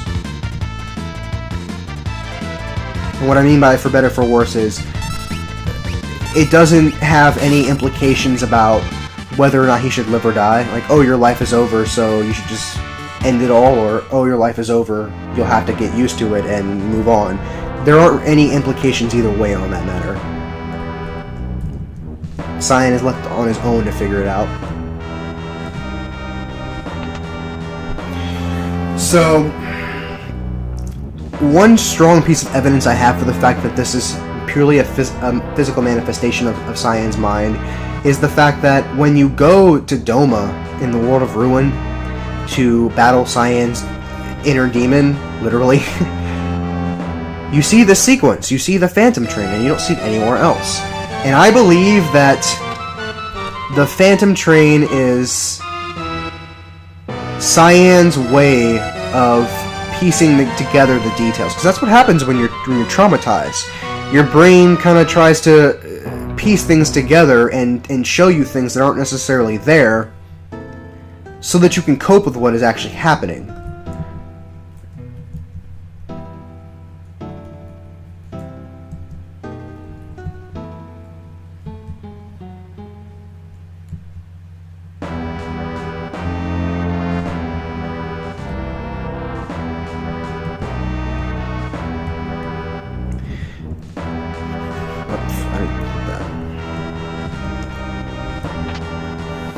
So yeah, I don't particularly care for the idea that this is a real-world concept because it's so foreign. It has so little to do with the actual storyline. What is it based off of? Is it magic? Is it technology? What is it? And maybe that's kind of the point, that it's not of this world, but I just like the idea better it's a physical manifestation because it speaks more closely to the actual character.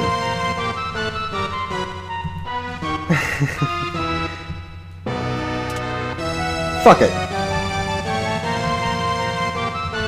Like I said, he's impulsive. Oh? No? How dare you?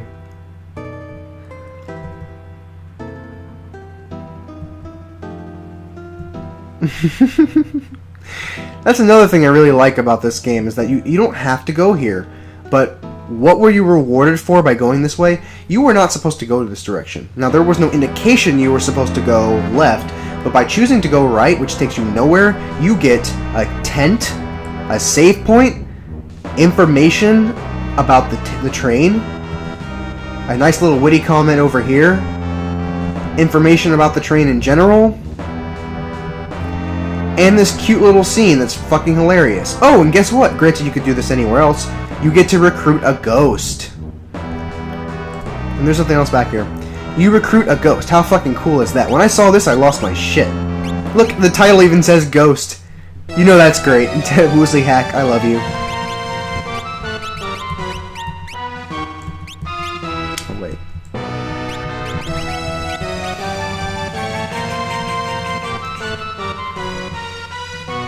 I put Cyan at the head of my party because this is a part of his character arc. I tend to do that.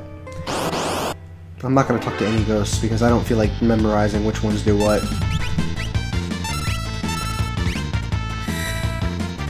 Cyan is actually a really fun character to play with, or as. People in various walkthroughs that I read consider Cyan to be arguably the worst character, the only one giving him a run for his money being Umaro. And I actually mostly agree with that. I don't think he's that bad. He's definitely not a bad character. He's just arguably the worst. But every character is at least decently good. And it doesn't really matter either way for the simple fact that this game is easiest hits. I'm sorry. You could use Umaro, Cyan, and whoever the next two weakest characters are for the entire game and have no problem beating the whole thing. But the main reason people have a problem with Cyan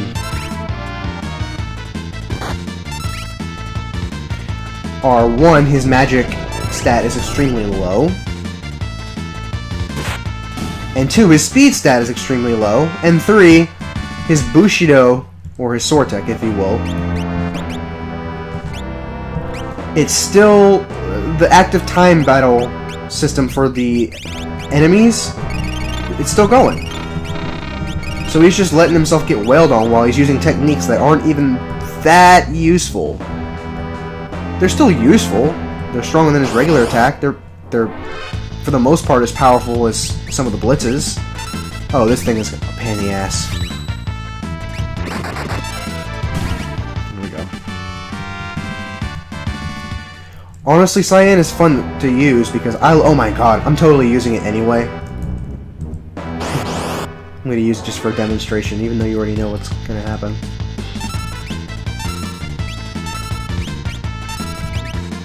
Oh, I don't have Quadra Slam yet. Never mind. But Quadra Slam is amazing because he's just like, Quadra Slam! Ha ha ha ha! Ha ha ha! 4 times. It's hilarious. It's just fucking awesome. God damn it.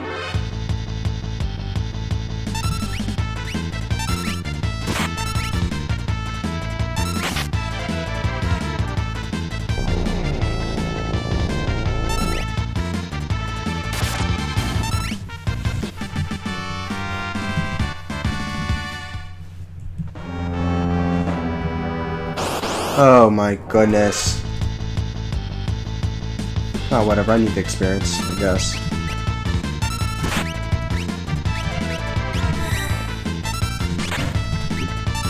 So yeah, Dispatch is called Fang in this version, as I've mentioned before. I kinda like it. I like to think of his sword as one giant fang, I suppose.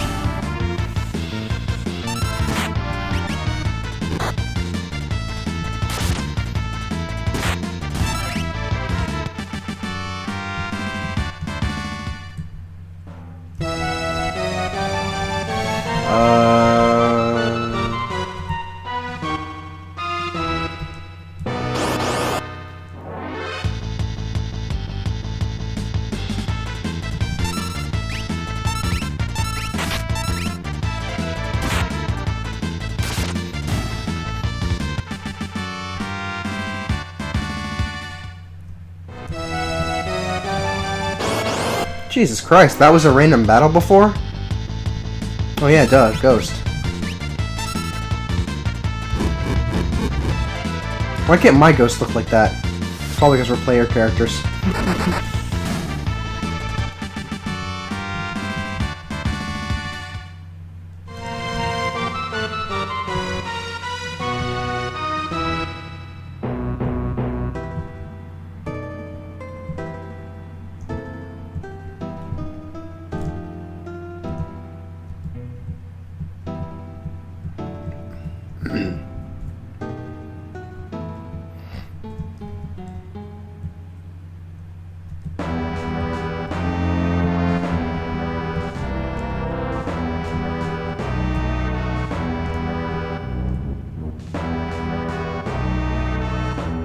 Ah, fuck it.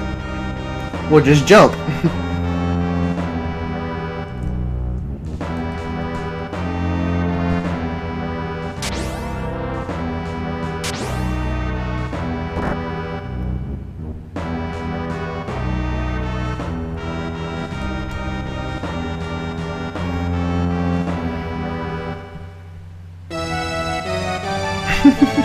Even the Ghost. What? Oh my god. How did I not know that before? Did I not pay attention, or did I just not have a Ghost in my party at the time? But even the Ghost was like, what the fuck?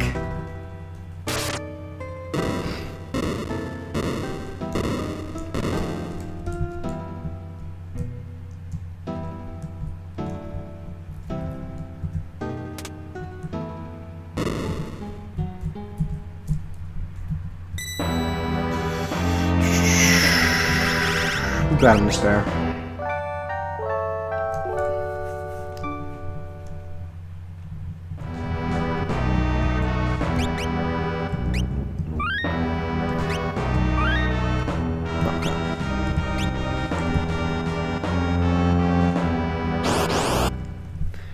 Alrighty. So for those of you watching, question of the day, yay! Who is your favorite character to use based off of their skill as a character, as a fighter, and who is your favorite character based off of their personality?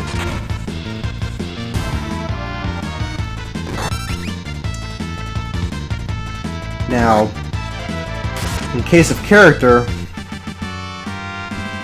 for myself it would probably be Censor, although Locke is a pretty strong contender. In terms of skills, now, I'm not going to judge or base a character on things like their high or low magic stats, because it's negligible. Because I'm serious, you can make Cyan the magic dealer and Terra the attacker, and it makes no real difference. Based off of skills, I want to say Shadow, because I love throwing items, wondering their usefulness, and they're usually pretty fucking useful.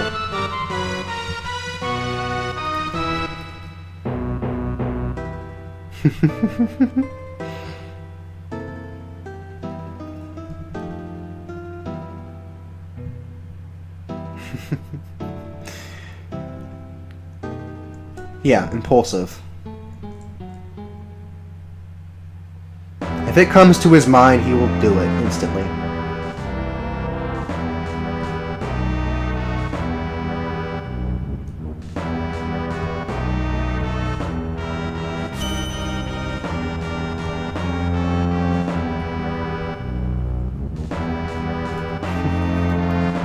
It would have been funny if one of his other party members was like, "Holy shit, you're okay, let me try some too! I was just waiting to see if it would, you know, kill us, but I guess not." But one person kind of just lost his family and the other person's fucking Shadow, so that wouldn't really work.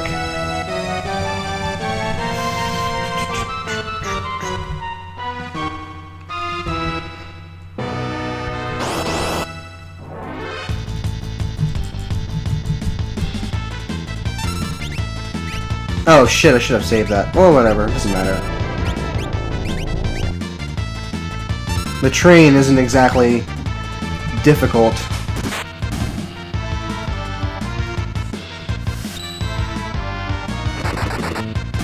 So, considering this is a video and not a stream, and by the time you answer the question, I'll have already made the decision, but I'm gonna ask it anyway. Alright, show of hands. Should I fight the train legitimately, or should I just one-shot him with a Phoenix down? One-shot him with a Phoenix down it is.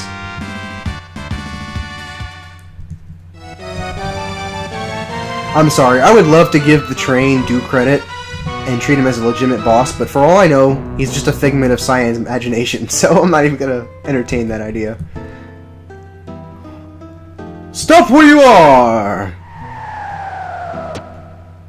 I am Siegfried, the world's greatest swordsman! That treasure chest is mine! If I were you... Oh, this is 7. If I were you, Ox, No, it is Siegfried. If I were you, Ox, I'd grab Grandpa here and run! This is our other recurring joke character like Ultros. Aha! The Ox bellows! Allow me to introduce my blade! I know, that voice is stupid. Ha! Ha! Ha! Attacks us for damage that would make even Kefka go, wow, that's weak. I didn't even attack him, it was a counter. Oh my god. And I got 1 gil. That's how pathetic he is.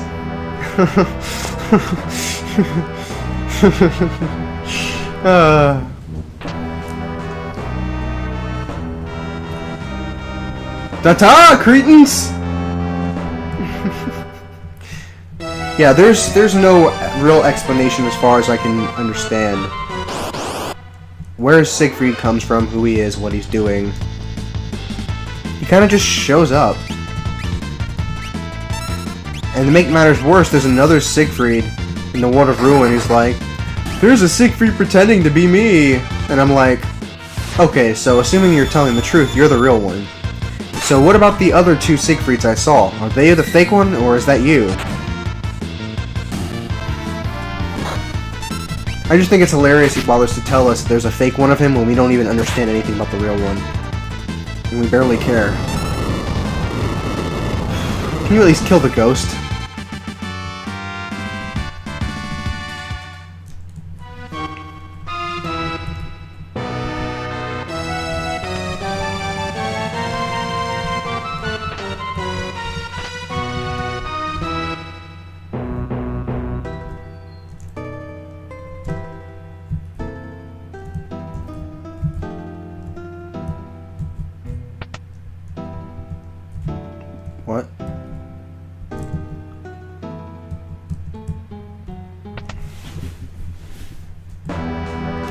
This one's an enemy.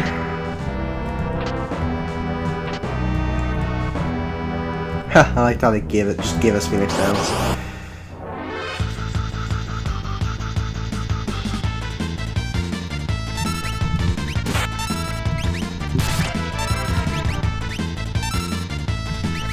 So yeah, Cyan's pretty beast with counter. Because I'm reasonably certain that it still functions while he's charging up Bushido.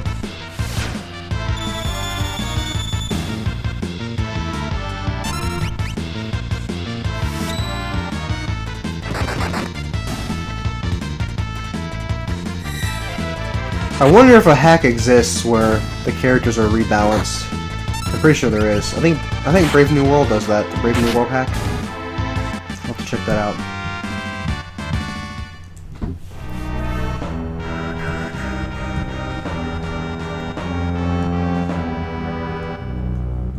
Later.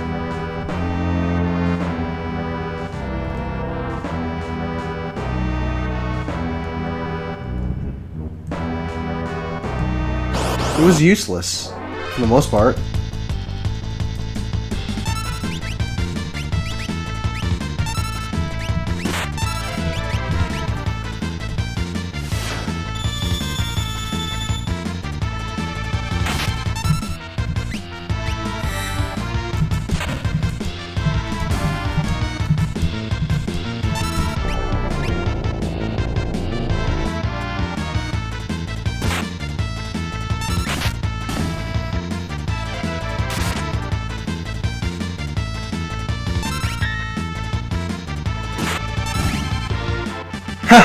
It just occurred to me, like I always knew Interceptor was his shield, but it just occurred to me that his name is Interceptor for a reason.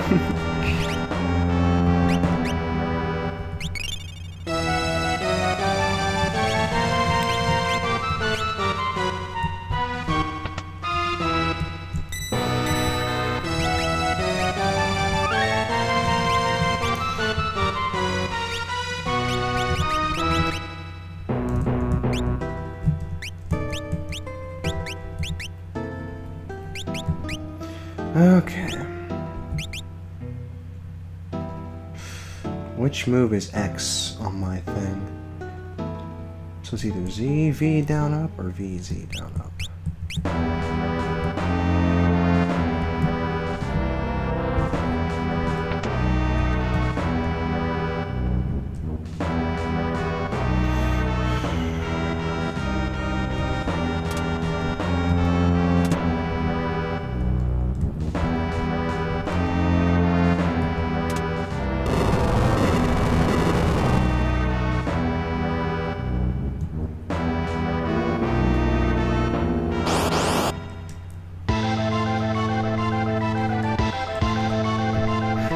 I'm not even going to ask about the physics here.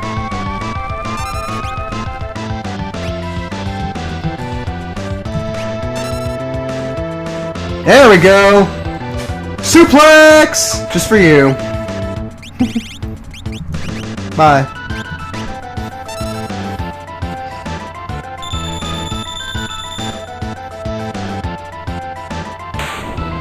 Oh, no.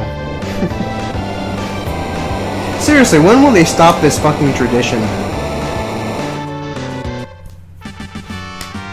I gotta wonder, is it intentional or what? Do you think Square Enix or Squaresoft or Square Enix now, of course, do you think they're aware that there are bosses that continuously get one-shotted by Phoenix Downs and life spells because they're undead? I like to think that it's a tradition that they did out of the fact that they did it originally unintentionally. Because it probably, I mean, it makes sense why a life spell would kill something that's undead, so to speak.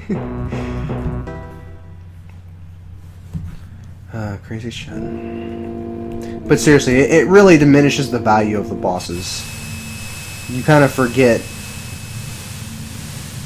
Like, I don't even remember what the Phantom Train is capable of doing to you, because as far as I remember, I Phoenix down every time, except for maybe the first time.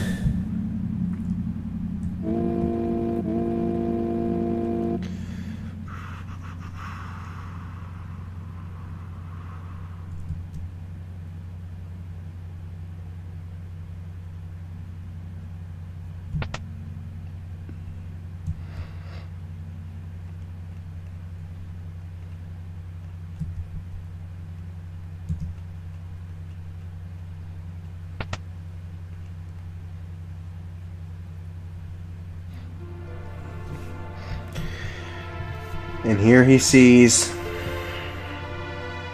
his family and the rest of the Doma citizens boarding the train.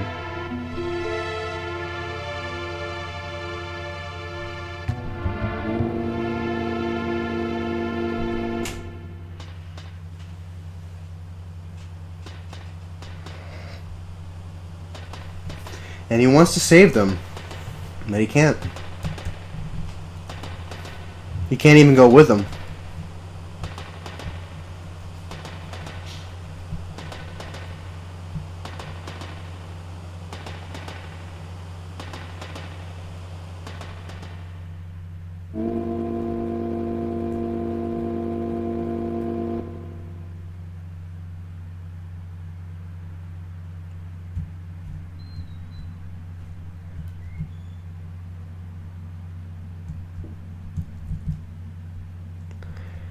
And this part is great. I never really thought about it until I was actually told. But the only way to progress from this sequence is to stand and do nothing. Which gives you more than enough time to actually think about the situation. Because they wanted you to think about the situation. They wanted you to take a moment and stop. Stop what you were doing, stop being in the moment of what you were doing, and think about what just happened. Just like Cyan, who was unable to until just now.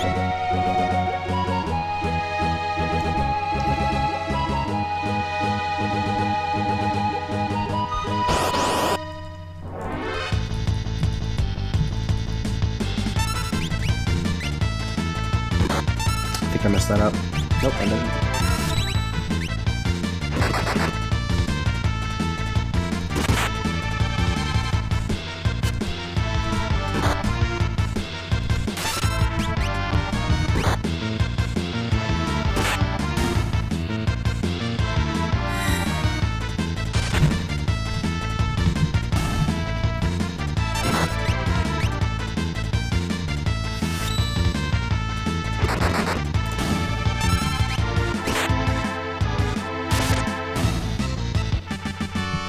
Wonder how long this video is going to be by the time I stop. 2.5 hours? Maybe 3.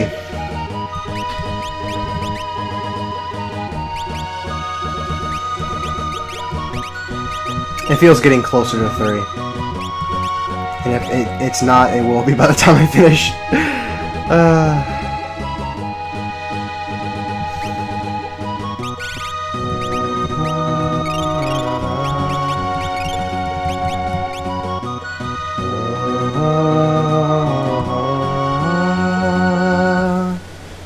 Seriously, this game is absolutely breathtakingly incredible. If you have not played this game, then I don't know what you're doing with your life.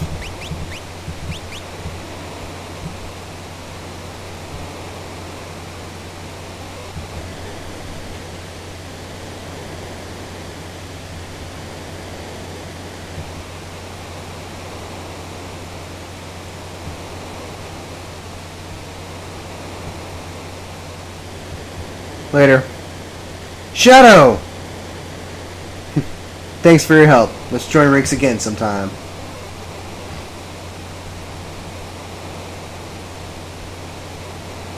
Why not? Because that's Sabin for you. You know this was Sabin's idea.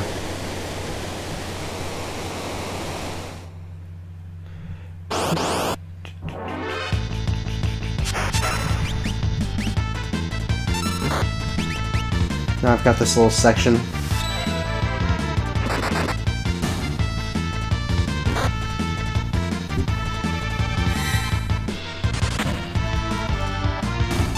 Oh wow. It just occurred to me the events that I have to do once I reach Gal. Then I gotta find the sub gear.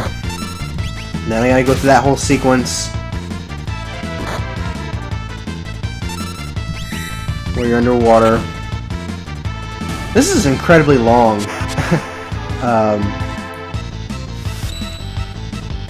Scenario.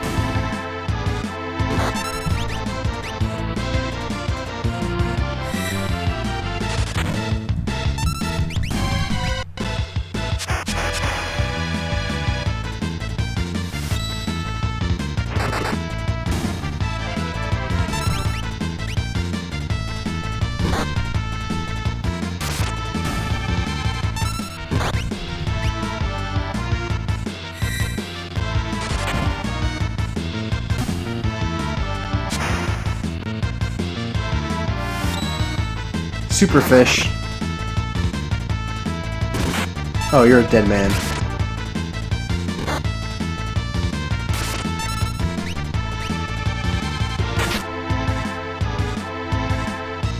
Seriously, I know this is... I do not get the hate for Cyan. I really don't. What? What? Oh, what? What was that? What? What? Oh my god, no. Oh, okay. No. That killed my spirit. We're ending the video right here. My god, see? I don't know everything about this game. Not even close. Not even close. So yeah. Sabin scenario continues tomorrow. That thing completely... what happened? Oh, I'm looking that up. I want to find out what just happened. He just out of nowhere busted out with this move. I don't know if it was a counter or what, but he busted out with this 220 damage move. Fucking killed me. And I could have sworn I saved after this train, but I guess I didn't. Wow. This has been Ted here. I hope you guys have enjoyed it. I will see you guys next time after I, you know, sit in a corner, lie down, try not to cry a lot. Bye.